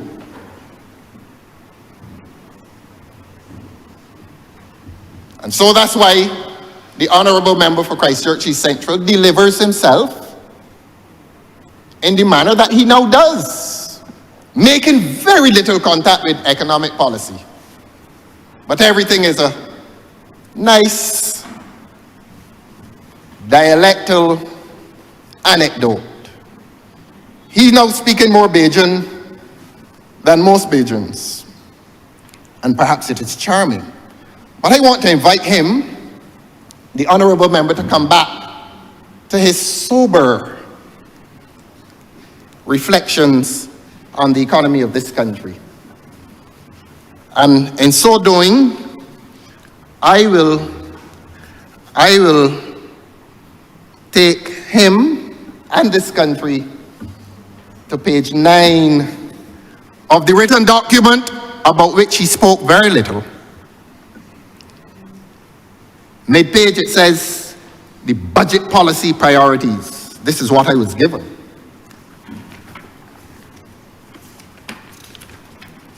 Just being sure.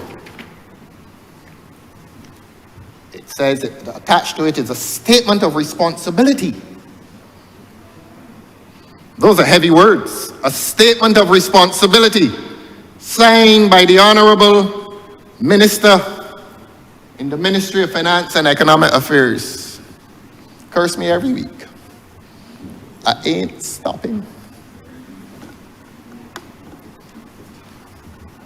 Page 9 of the document, permit me, ma'am, this will take a little while, but I must do it. It ought to have been done by the Honourable Minister who spoke this morning. I'm going to do his job for him now. I quote, despite the slowing down of the global coronavirus pandemic, every paragraph, every sentence, every governmental disclosure, every public statement begins with the excuse that this country, this government, more than any other country, more than any other government, has been slowed by the pandemic. They have countries who've forgotten. How many people talk about the pandemic? Why does the government not leave this dialogue on the pandemic? Every serious document, or every document that intends to be serious, must begin with this excuse, oh, we can't do anything because of the pandemic. It has affected this government more than all the other governments across the Caribbean that have recovered and are doing well. But I'll read it again, ma'am. Beg your pardon? Oh, I heard it. There's a point of order, ma'am. Madam Speaker, the Honourable Member has taken his seat, so I assume he's finished his speech, so I guess I will start mine. Thank you very much for the opportunity to join this debate. Madam Speaker, the Honourable Member took his seat. Madam Deputy Speaker. No, I took my seat because the Honourable Member took his seat. In this Honourable Chamber, when you take your seat, That's how you have finished your speech. No, you interrupted me, Honourable Member. I did not interrupt. I heard you speak, no, and I Madam sat Deputy Speaker, in anticipation of I a point did of not order. interrupt. Members, The Honourable Member took his seat and finished his speech. And therefore, he was finished his speech. Therefore, I am in my rights to get up and start mine. May I continue, ma'am? May I continue, Madam ma'am? Speaker, the Honourable Member took his seat and therefore finished his speech.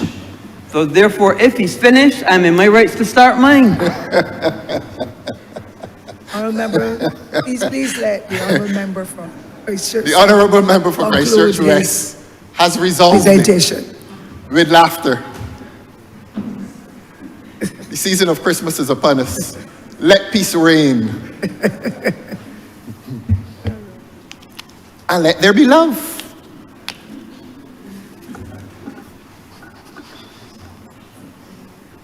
We love each other no less for these minor disputes. Permit me to continue, ma'am. Thank you.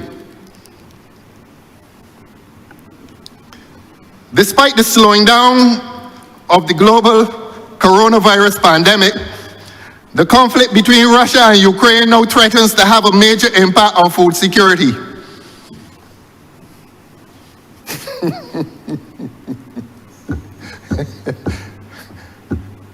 The conflict in Russia and Ukraine has extended across Europe, England, the Atlantic, and has found its way into Barbados, and is affecting this country more than it is affecting Antigua, St. Lucia, Grenada, Jamaica, and St. Kitts. Permit me to continue, Your Honor. And they talk about food security. This government talks about food security in this document. And a few weeks ago, they closed down an agricultural station and is going to convert it to the building of what, ma'am? Don't let them fool you that it is for any low-income housing. Don't let them fool you, Your Honor. Perched as it is, overlooking the West Coast, not one low-income house is going to go there. We know what is going there. And we're going to tell the people of Barbados what is going there. Nestling right below the Holders complex, where the multimillionaires live, you're not going to put any low-income housing there, member? Ma'am, through you. The people in Barbados are going to find out in a few months. They built already? They built already?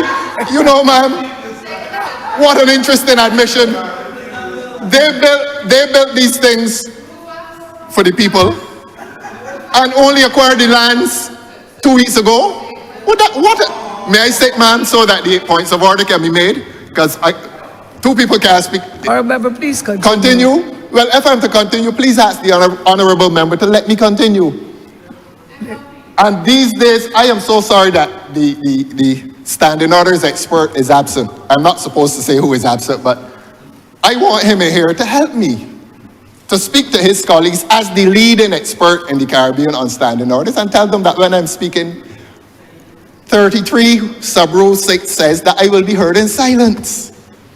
But now we hear the admission that a government went, took over an agricultural station, put houses on it, they didn't put anybody in it yet, and then came to Parliament and acquired it. They say that, yes, I just heard an intervention that the houses.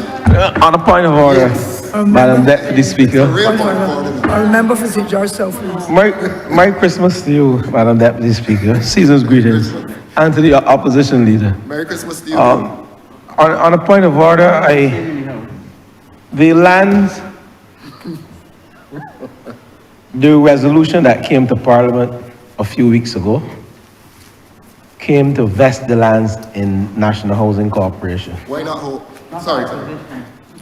Not an acquisition. As an attorney at law, you would know very well, in an effort to give an individual the right to the title, you have to vest the land in the owner of the land, the persons who are executing the project.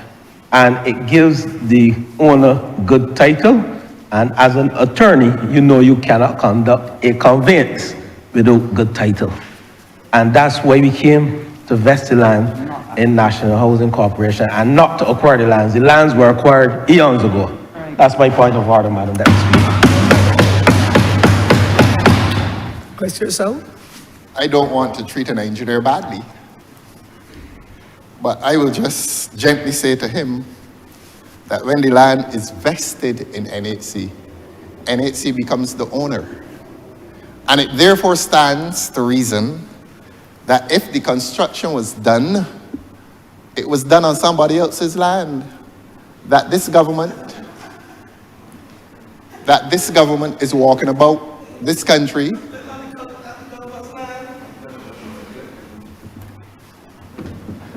Madam Deputy Speaker, on a point of order again.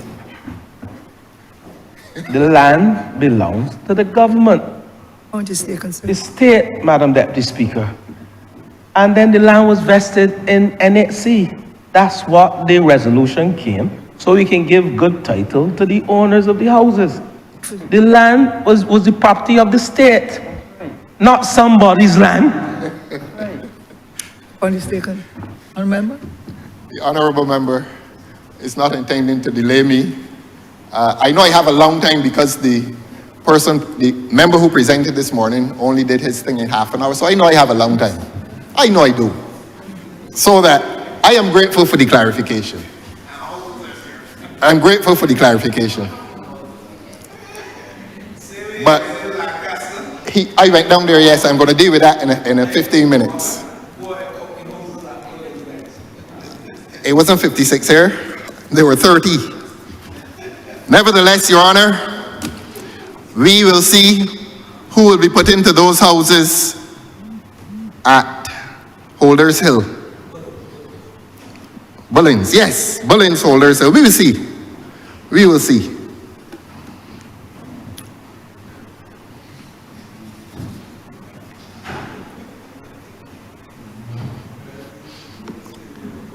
Yes, so we were reading government's budget policy priorities, which the honourable member for Christchurch East Central failed to read this morning. I'm going to do his job for him.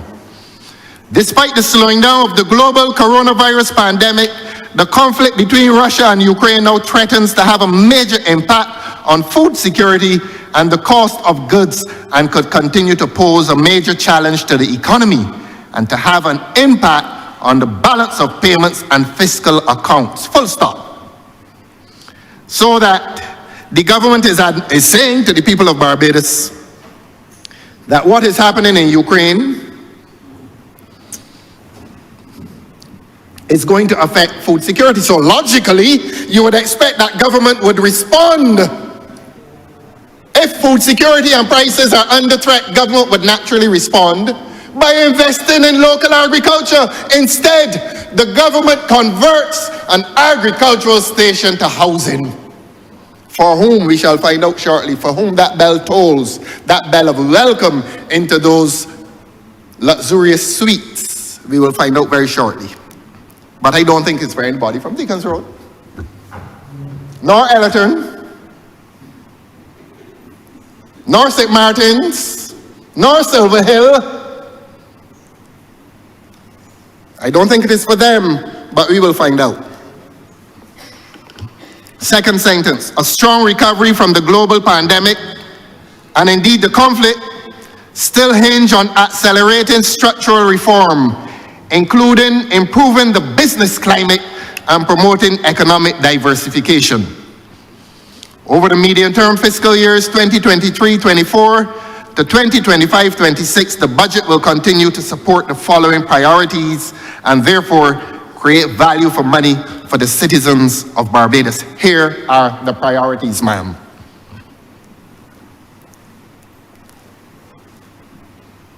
Here are government's budget policy priorities. Number one,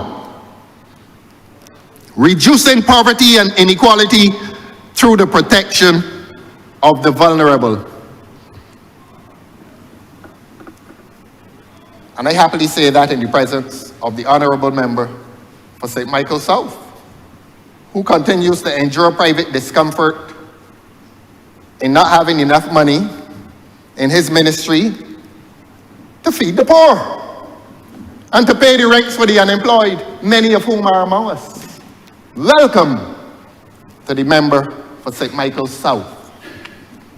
And I said it before and I'll continue to say it. He cannot say it publicly, but I will say it for him, that he cannot be happy at the Prime Minister's travel bill. I know he's not happy. And if he's happy, there's a dissonance between his state of mind and the people in his constituency. And he describes himself as a people's person. It's people above politics. And I know he's not happy. I know that. I know that. And the Honourable Member for Christchurch East Central will one day come to this Parliament and tell the people of Barbados what is the Prime Minister's travel bill. They don't feel like the people of Barbados are entitled to know. We love the speeches. They don't do anything for us. They don't lower the cost of living. They don't make more people go to church. They don't lower the crime rate, the murder rate. But there are people who love them. There are people in Jamaica who love them. There are people in Grenada probably who love them. And the numbers in Barbados who used to love those speeches are diminishing. Because Barbadians now recognize that all this travel and all these speeches have not allowed parents to send their children to school with a full stomach. And if it is a personal agenda, fine. But you must not pursue personal agendas on the taxpayers' money. And therefore, I will support the Honourable Member for St. Michael South if he wants his budget to move from 102 million to at least 180 million, like the Prime Minister's office. I would support him, but I don't expect him to make that private desire public.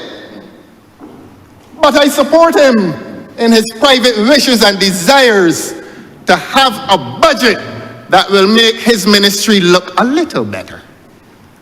Can't be a pleasant thing to be in a crisis, an economic crisis, to be turning away people who are homeless, who are unhappy, who are hungry, whose children can't go to school a full week. It can't be a pleasant thing to turn them away.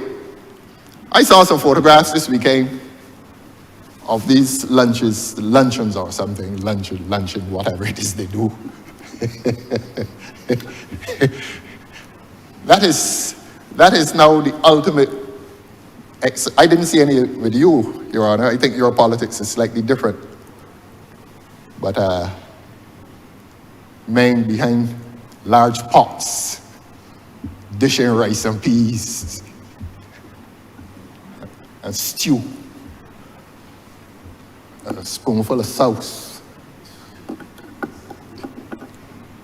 And that is the ultimate political expression in this country now. That you can bring some old women and a few children into a community center, give them a plate of rice. Fine. They leave there a little better off than when they came. But then you splash it all over social media and the people's faces there. St. Michael's House, please don't do that. Please don't do that. Yours is politics above people. I beg your pardon, people above politics, yes. Yes, I did that deliberately. I wanted to see if you were listening. I got your ear.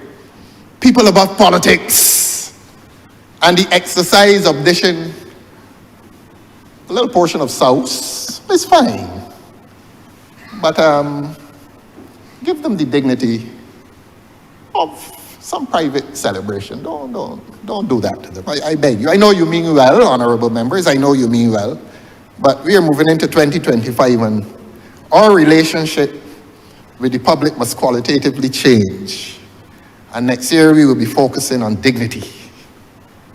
The right of our constituents to a dignified relationship with their politicians and parliamentarians. But let me get back to government's budget policy priorities. And this statement dares to make the other statement that the government is interested in protecting the vulnerable. Again, I say, whichever part of the world people are, let them hear me. I'm not afraid. Is it Deuteronomy 31:6? Honorable member for Christchurch West, he is a man of God and he will check these things. Deuteronomy 31:6 tells me not to be afraid. Correct? Thank you. Told you he's a man of God.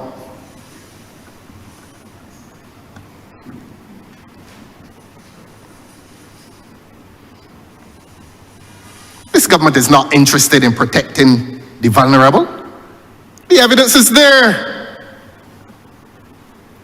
And when they want to impress the people of this country that they're interested in protecting the vulnerable, the numbers in terms of allocation between welfare and the Prime Minister's office will reverse. The 186 will become 102 and the 102 will become 186. I speak for the honorable member for St. Michael's South, who must, as a conscientious human being, more human being than a politician, if we are to take him at his word that people reside above politics, he will agree with me that there is an inherent unfairness in government's allocation of its resources to two important ministries. What does a speech in Jamaica? What does a speech in Jamaica? I'm going to say it now. Don't tell me I'm riling up anybody. What has that speech in Jamaica meant for the old man in Northumberland?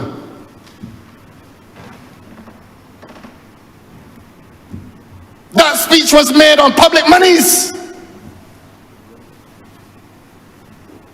It was made on public monies. Congratulations. The Jamaicans who heard it loved it. But the poor people in Barbados feeling it. And I'm supposed to come in here and be afraid to tell the truth? Because because I'm supposed to be afraid, I'm supposed to be afraid of untruths told about me, vile, vicious, malicious, and pernicious, as they are. But Christchurch Leicester reminds me, Deuteronomy 31:6. I read it this morning, you know. A constituent sent it to me. They send me things every morning. Y'all don't know that. Y'all see me here alone and think I'm lonely? Because you don't see me in Dover on the pavilion step every other day, you think I'm not in the constituency? WhatsApp is a beautiful invention. And one sent me Deuteronomy 31:6 this morning. Are correct? Yes. Commend it to your brothers and sisters, because I know they're afraid too. And I try to indicate to them, stop being so afraid. The public wants them to stop being afraid because there's obvious wrongdoing in this government. And many of you and some of you are not the authors of that wrongdoing, except that in the public estimation, you must take some responsibility for it. On a point of order. The honourable member is clearly misleading the House. For him to say that there's obvious wrongdoing in this government, has not provided any evidence, has never provided, and there's no indication of such. The honourable member is clearly misleading the House with that statement, and I would ask that he withdraw it from the record. Thank you. I will explain it as I'm due so to do, and I appreciate the intervention. When I speak of the allocation of resources to respective ministries, and when I describe those allocations and misallocations as unfair, I am saying that the question of unfairness amounts to wrongdoing. That it is morally wrong to commit public resources to an expedition in speech-making, universal, international speech-making, when the poor people of this country want a meal. That is what I call wrongdoing. It is morally wrong. I am grateful for the intervention. And I'm grateful for the opportunity to explain, Your Honor, what I meant by that.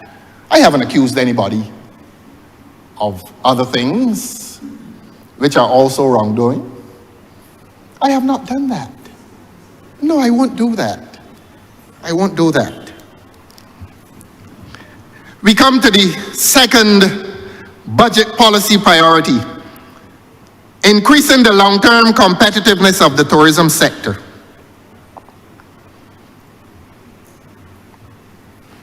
Last week I stood up in here and made a point about the tourism sector. I criticized the government's initiative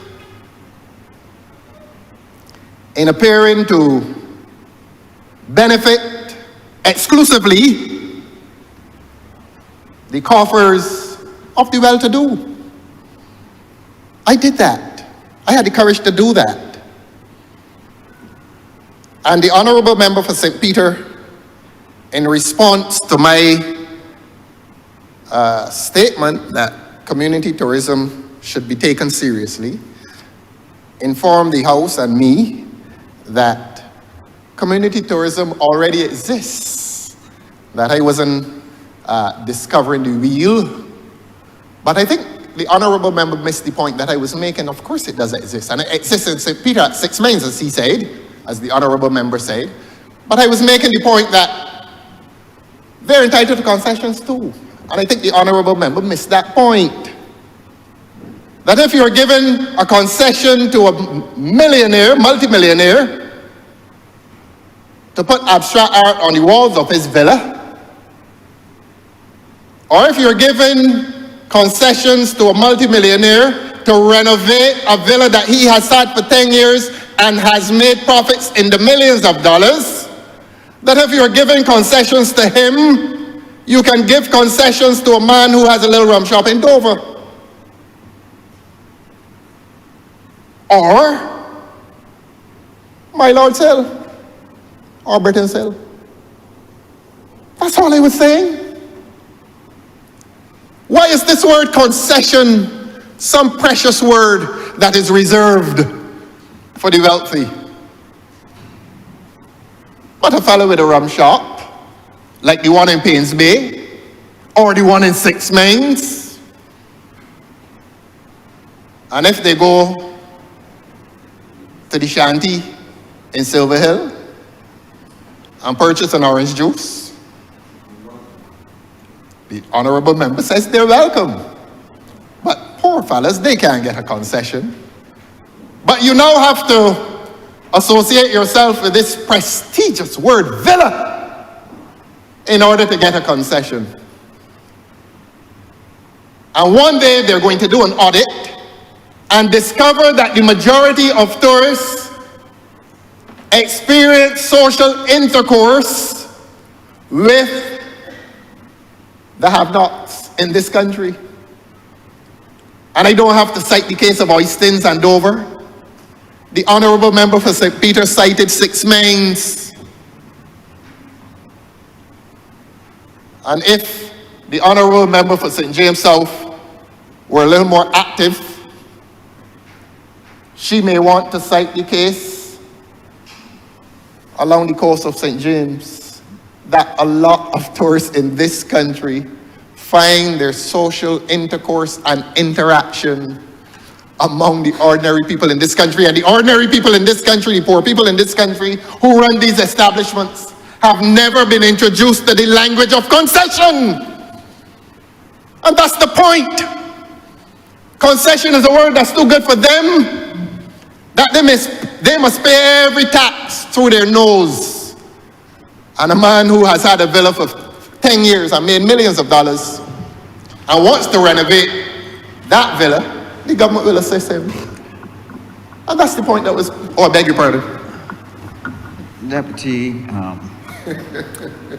Chair of the Senate of the Parliament, I rise on a point of order. I really don't like interrupting the member. He doesn't like to wax lyrical and often inaccurate or put out information that shows he has not done adequate or sufficient research, and therefore ends up misleading both himself and seeks to mislead the country. But small businesses in this country know that through the Small Business Development Act, that they have concessions on their inputs, that this is what the government has done to enable them to be able to run their businesses and to be able to be exempt from the import duties, etc. And this helps them to be able to build their businesses. Now, unfortunately, the member is not aware of some of these things.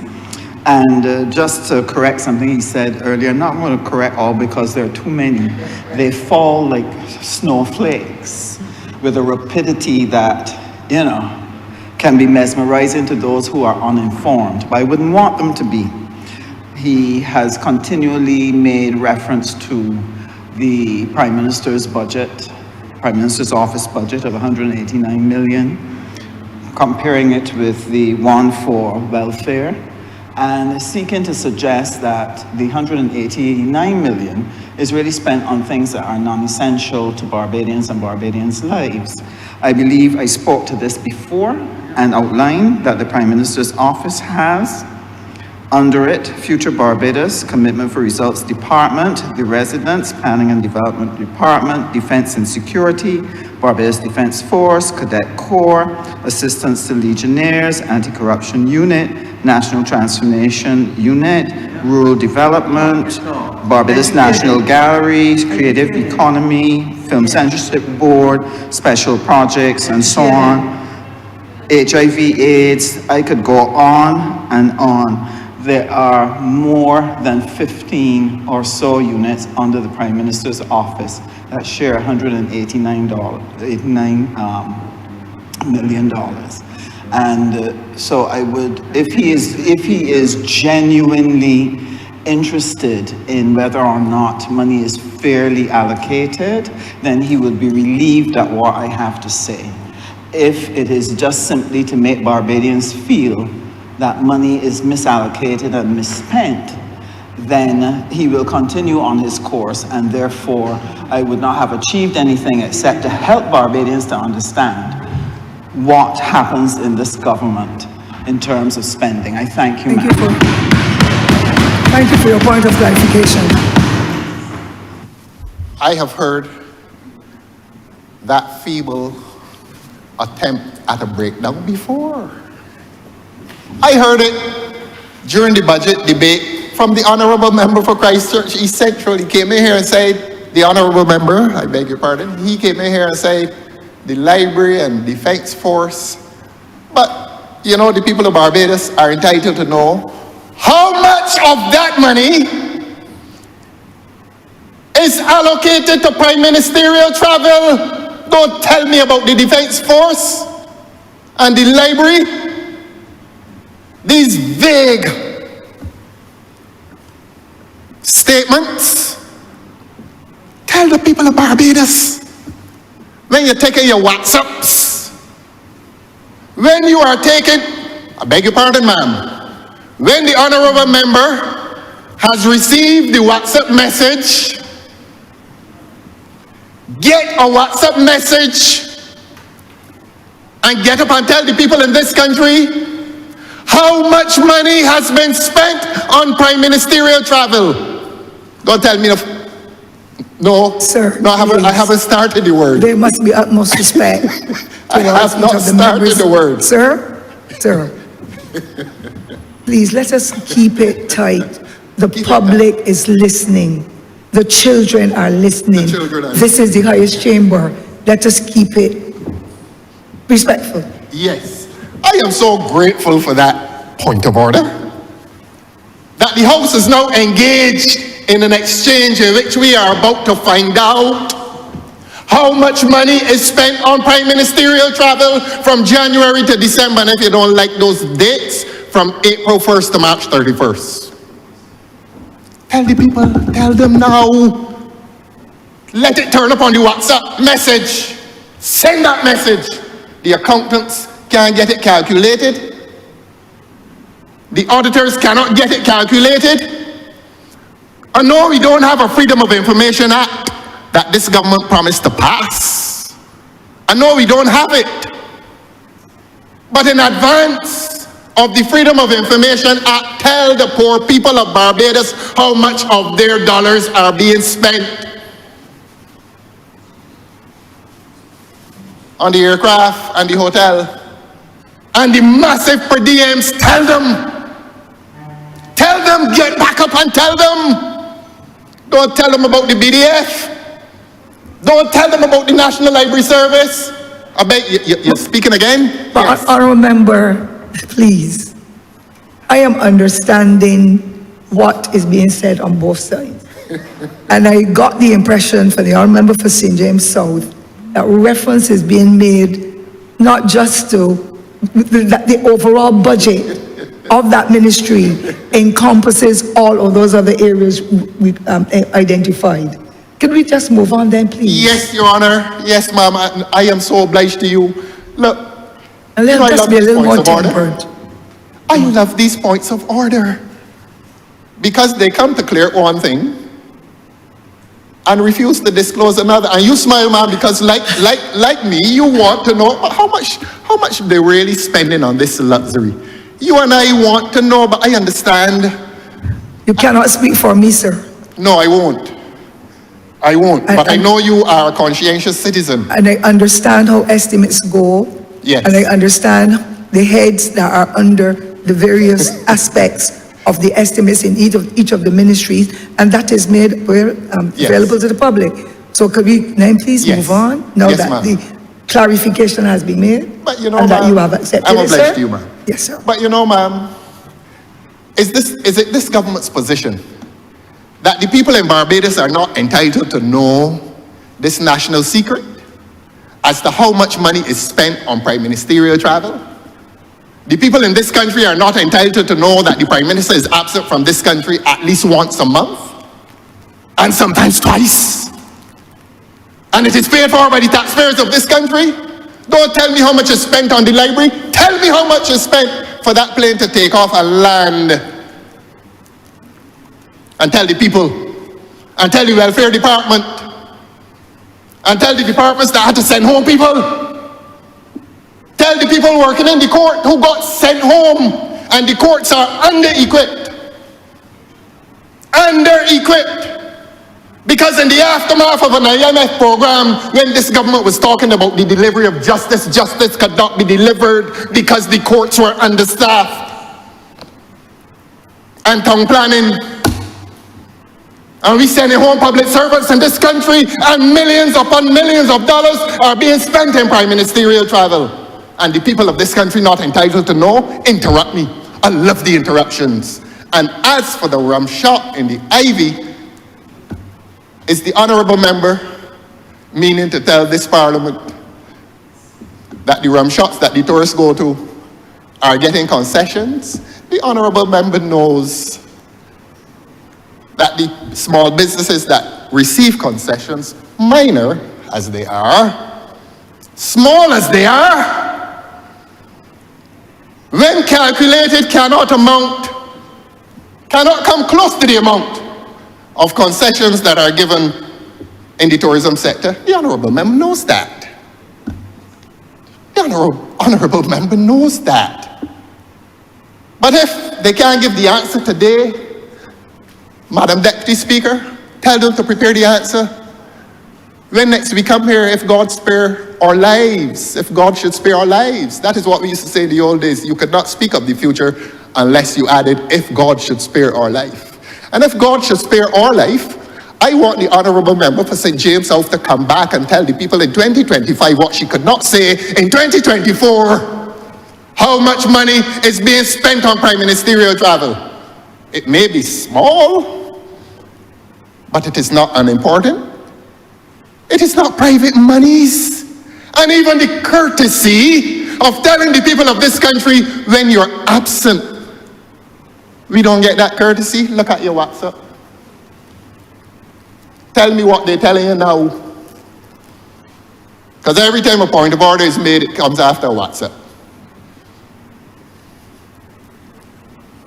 Come in here, spend some time in here. Come, spend some time in this country and spend some time in this parliament.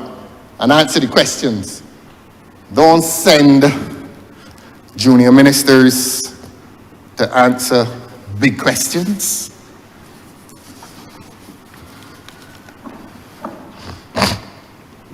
I come back to budget policy priorities. And we had dealt with the second one, increasing the long-term competitiveness of the tourism sector. Sounds good, sounds sweet, but how? How are you intending, how are you as a government intending to increase the long-term competitiveness of the tourism sector? Fine, we are building hotels and we are building villas. And I have asked this government, in spite of the intervention last week from the honourable member for St. Peter, to ask this government to seriously go into the communities of Barbados and consider that they are worthy of concessions too, and that the tourism can grow within the communities. That is simple. You don't have to have a $10 million villa to receive assistance. More tourists go in the communities than go in the $10 million villa. And the $10 million villa gets multi-millions in concessions, and the little rum shop can't get one. Honourable member for St. James South. That is my response. Don't tell me about any small business sector. Those rum shops that are placed across the landscape of this country do not get any tax concessions. Thank you.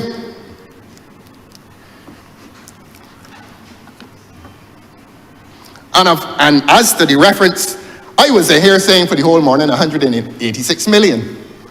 The honourable member got up and said it's 189 million. And what the honourable member has not told the people of Barbados is that the figure I have quoted is only part of the figure for the Ministry of Finance. Let us not hide it. There's another 180-something million dollars that goes to the Ministry of Finance. Oh, I thought a point of order was coming. They're moving now they're moving like gorillas in the jungle of warfare. They're jumping from behind trees and chairs and whispering, George Street.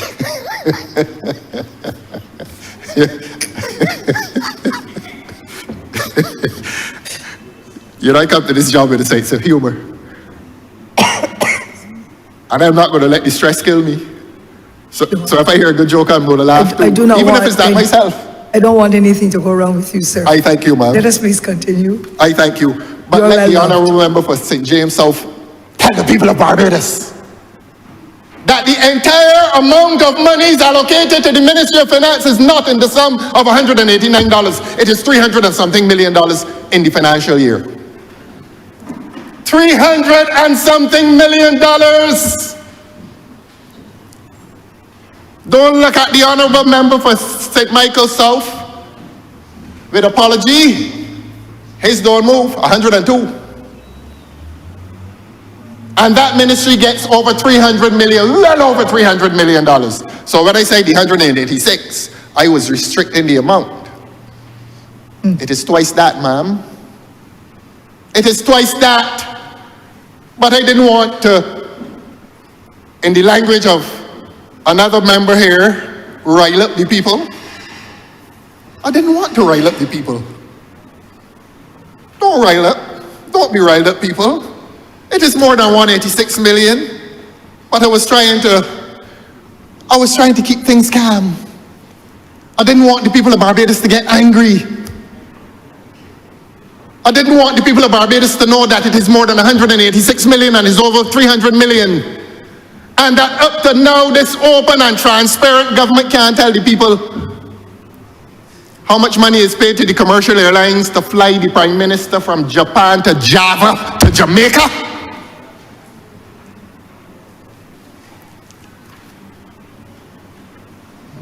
What's so wrong with that information? They feel guilty? We're not entitled to know? If the US President sneezes, the people of the United States are given a report. Far less the cost of travel. The cost of travel is subject to public disclosure. What is so wrong, government?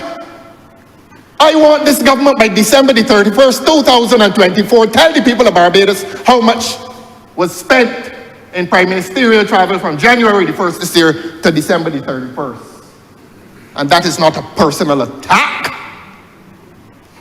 That is a justified request for public disclosure as to the expenditure of public monies. That is no national secret. And the mere fact that they can't disclose it says that there is some kind of guilt. Not inquiring into any private business. This is public business. The public has a right to know. The public has a right to know.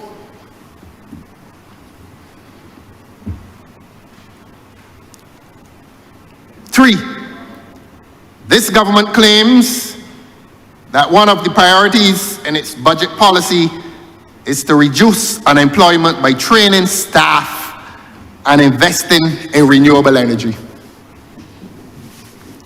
Investing in renewable energy. And after all the sweet talk about a commitment to renewable energy, this government has not resolved the situation of battery storage to make energy in this country cheaper. And a few weeks ago when I got up in here and said that there seems to be a suspicious relationship between the Barbados government and the sole electricity utility provider, I was personally attacked, and I will not withdraw from that position, that there seems to be a suspicious relationship between the Barbados government and the Barbados Light and Power. And that government remains uncommitted to the question of renewable energy. And if it were so committed, it would have used its power and its influence to hasten the use of batteries for storage as a necessary part of the renewable energy enterprise. Government has done nothing apart from talk sweet. I said a few weeks ago in here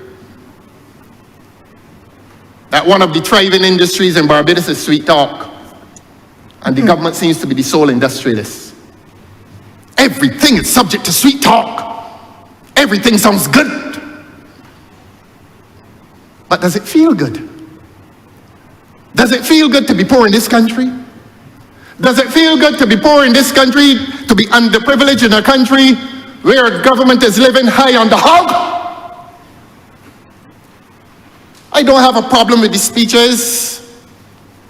I don't have a problem with the high lifestyle.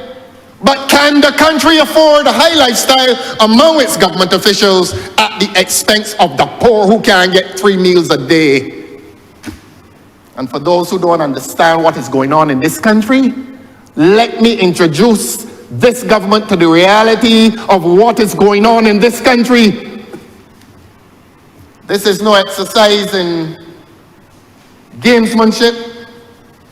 This is about the struggling lives of the people in this country. And I said it a few weeks ago and I'm going to repeat it. That every member in this parliament, all 30 of us, know of abject poverty that is upon significant portions of our constituencies. Some will say, well, it is self-inflicted.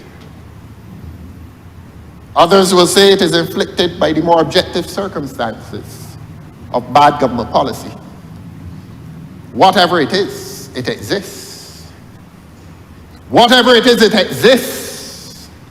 And government cannot defend its prosperity in a climate and in an environment of severe austerity that visits the lives of too many in this country and the alleged social problems of crime. I said a few minutes ago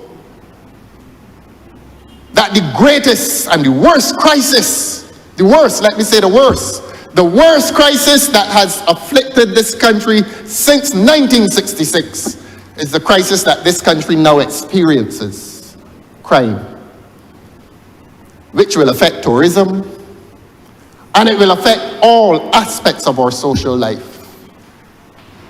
That when a person above the age of 50 is now invited to an event that begins after 6 o'clock, he says, well, I'm not sure I'm going, including church, because of the fear of this scourge that has now visited the lives of people. Sweet talk.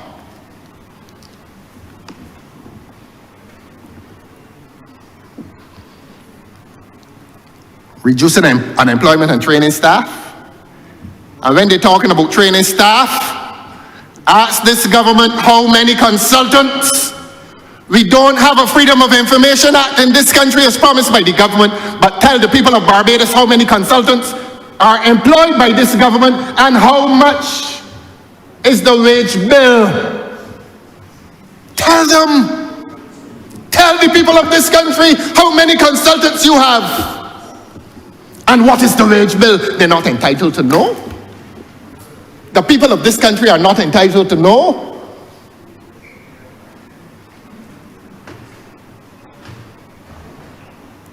Number 4, we come to our favorite word. We are strengthening resilience to natural disasters and climate change. Strengthening resilience to natural disasters and climate change. We've borrowed money for that. And I believe the only public disclosure made as to the expenditure of those monies are to be made on government's proudest project, the sewage plant. It was admitted in here that that has been and will be government's biggest investment in this local economy. Sewage.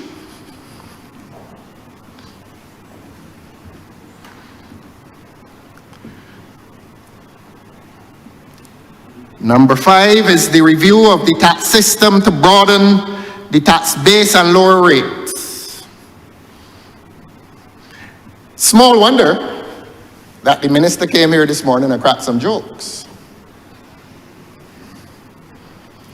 Because if the minister had not, in his dialectal expedition, charming as it was, in speaking about how he has no more hair on his head, as if that has some particular appeal to you, Your Honor, if he had not done that, he would have had to explain to the people of Barbados his promise to lower the rates of tax. And the people of this country have been bawling for the last few years,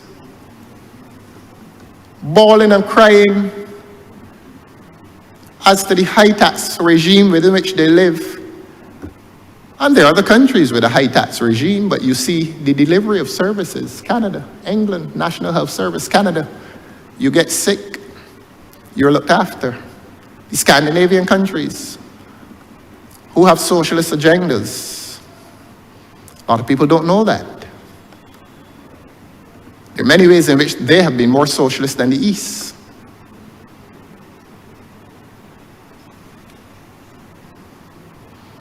But we're not seeing in this country the results of high taxation. We're not seeing it.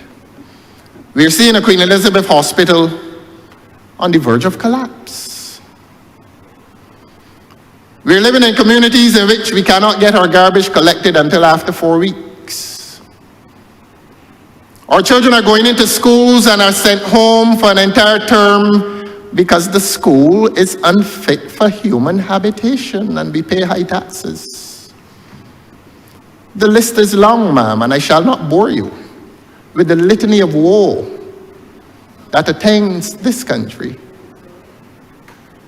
I shall not bore you.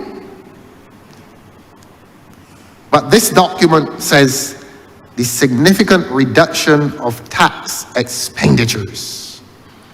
Then goes on to talk about the reform and transformation of SOEs. Where has this reformation and transformation of the state-owned enterprises taken place? What has happened in the Transport Board? What has happened there? When people in the bus stand crying at night, when the ZR stop running at 6 o'clock, what has happened to the guarantee of transportation that we used to have in the 1950s, 60s, 70s, 80s, and 90s? What has happened to that guarantee?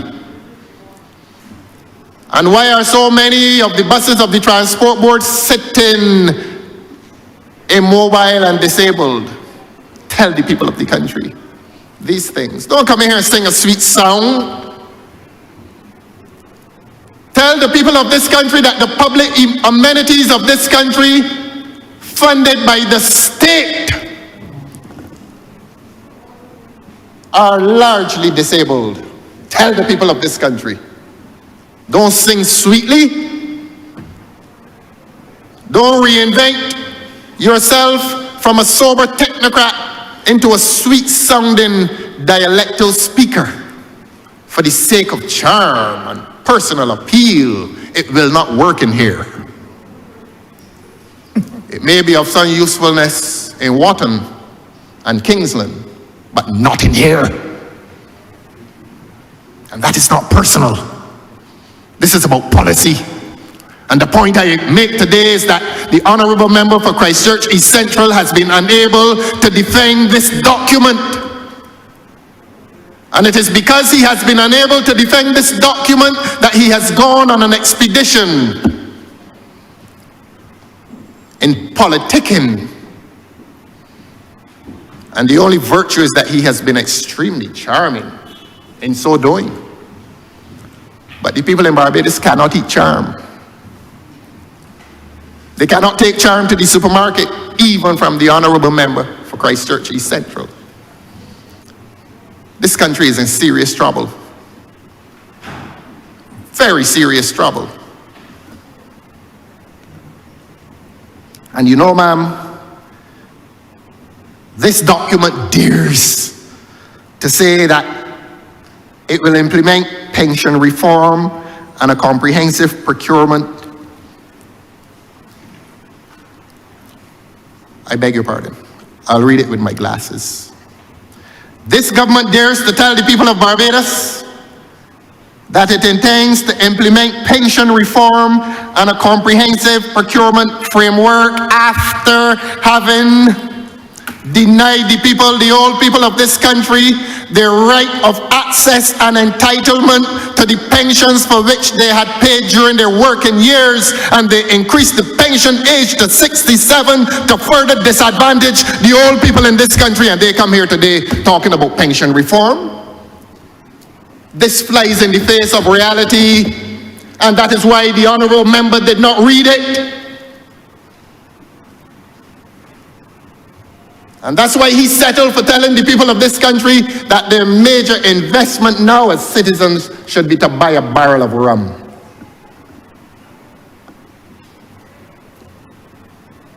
That is the level to which this debate reduced. Buy yourselves a barrel of rum and all will be well in the state of Denmark. A barrel of rum. And he said it. Well, the expert on the standing orders, he may want to say that I'm not entitled to say this, but he said it and he sat. That's as much as I can say. He said it and he sat. I hope that wherever he is, he's happy.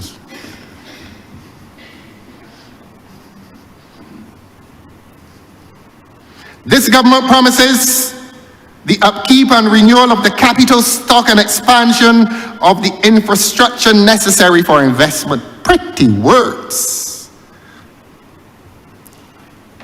The industrialists in the manufacture of sweet words, and we living in this country now as sweet words. Transforming the public sector through fiscal and debt consolidation. And you know I'm tempted to say something, but I'm going to hold that back. Financial support and the facilitation of innovation and entrepreneurship. Oh, what sweet words. But here comes the reality, that these words mean nothing to the average man, woman, and child in Barbados. They mean absolutely nothing to him. Innovation, a government that decided to issue ID cards for all the citizens in this country, spent millions of dollars, and when the minister at the time was asked, but how much these ID cards cost, what is the cost of this scheme? The gentleman could not say. Something as basic as costs. He could not say. And now the scheme has been abandoned. And like the place down the hill in St. Peter, it's come to nothing. After presumably expending millions of dollars on an ID card scheme, that has gone the way of all flesh. Ladies and gentlemen of Barbados, ease your woes in the investment of a barrel of rum is what this government has told you. One barrel of rum and you will become happy. He says you should not drink it. He said, keep it, and at some time in the future, you'll be able to sell it at a profit. Perhaps in a future speech, when he meets an unhappy population, he will tell them, well, take out a few sips and drown your sorrows. But he has left us today with that as a chief plank in government's economic policy, that every citizen now needs to buy a barrel of rum. I really did not come here today expecting to hear that. A barrel of rum, all he wants is a barrel of rum. I think that's a line from a song. But they were singing about a bottle. He has now elevated that to a barrel. I'm not going to let him forget those words and that advice. He used to be so sober, no pun intended. He used to be such a sober representative. Me too. Well, I'm not drinking any of that rum.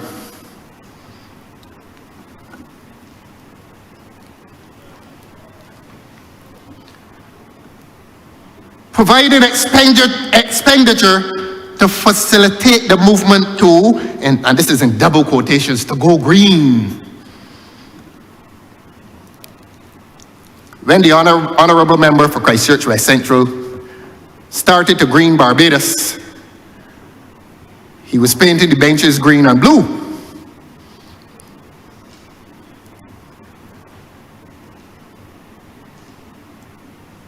Which is a color compatible with the natural environment. We now live in a country in which someone has issued an edict for the national parks and open spaces to be repainted red. And this is a country going green. This is a government going green. And how do they explain the painting, the repainting of benches in the national parks? Not only is it aesthetically jarring to the eye, but it is a wasted expenditure. The Honourable Member painted those benches green and in some cases blue. And this government is spending additional monies to repaint them. Why is it so important? Why is it so important to a government to paint everything red? You and I know the answer. Your Honor, you and I know the answer. But I have the right of this microphone. You don't. And the country knows. And the country knows that it is not going to work. And the country knows that we will articulate it from here until the time comes that this government seeks to impress people as to its legitimacy only through propaganda. Ask the children at Foundation School why they go to assembly on mornings and stand on a red floor when a few weeks earlier they were standing on a floor of the more accustomed colors, and they were sitting outside on benches that were not red, and now they're sitting on red benches.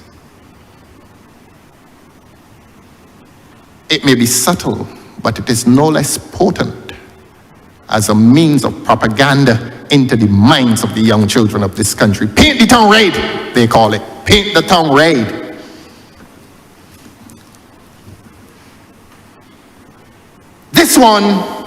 This objective of the government is the one that will make us not laugh, but make us afraid. This government, at the bottom of page 9, tells the people of this country that it will enhance food production and food security.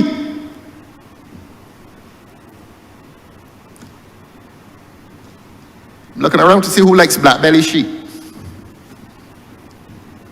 A few years ago, black belly lamb leg used to cost $120.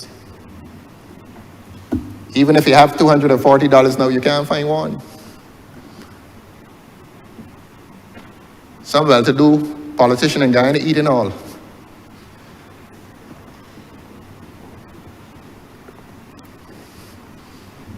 Since 2018, we have never seen supermarket shelves so depleted. Since 2018, we have, I do not think, experienced a poultry shortage. Since 2018, we have not experienced an egg shortage. Since 2018, we did not have to ask a minister to beg a manufacturer, a producer, on hands and knees, please take 8 cents off that egg. My political life will end if you don't. And they gave sustenance to his political life by taking 8 cents off of an egg. That's what we've come to in Barbados. So that this government cannot with any credibility speak of food production and food security, exporting our sheep without explanation, undermining our food security,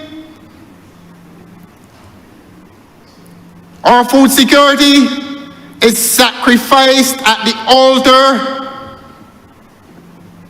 of cement. And I say again, when you're turning agricultural stations into expensive housing units, this government has no credibility on the issue of food security and food production, when the very governor of the central bank a few weeks ago, in his report, said that agriculture is in decline and that the staple called sweet potato, its production was also in decline.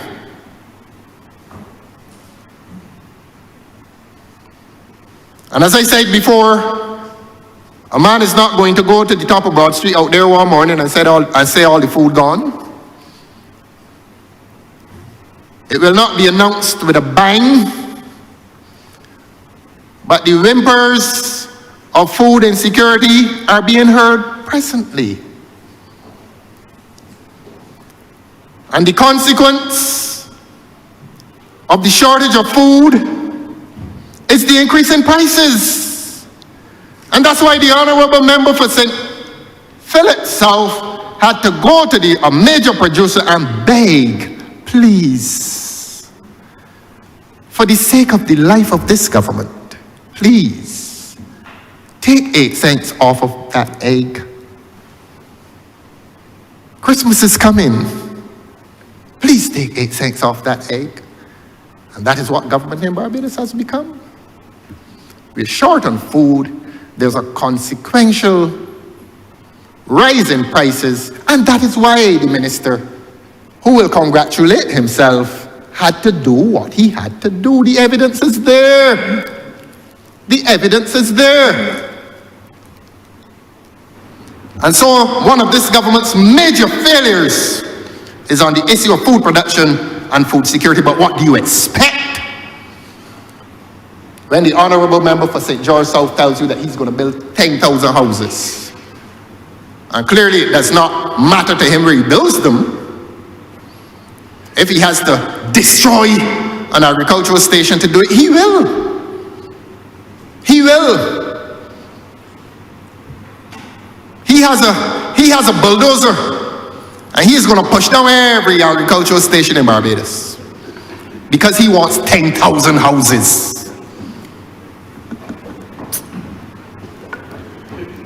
So we come to the, oh, I beg your pardon. Thank you. Madam Deputy Speaker, I really didn't want to raise on a point of order, and I will opt not to, because I know the public is listening and they're realizing every time the member speaks, that he is misleading this chamber as it relates to the Bullings project. I don't know what bulldozers can be pushing down agricultural station when almost 30 houses are down there. Others, the foundations are being put up. But that is not why I rose, ma'am. I think the honourable member would appreciate that we have some elderly persons amidst us and persons who obviously are diabetic as well. Sure. Given the time, I would ask if we can pause for perhaps an hour, a shorter period for lunch, if that is good for him as well.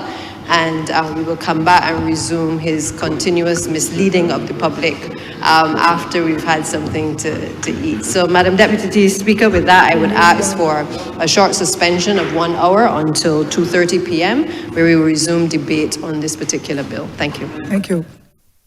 Could you accommodate me with an hour and 15 minutes? Yes. All right, ma'am, we can go the extra 15 minutes. Thank you.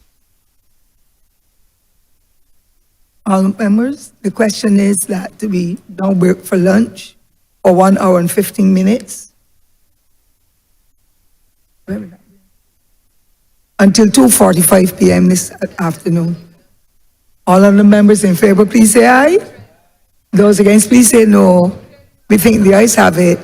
This honorable chamber is now suspended until 2:45 p.m. for lunch.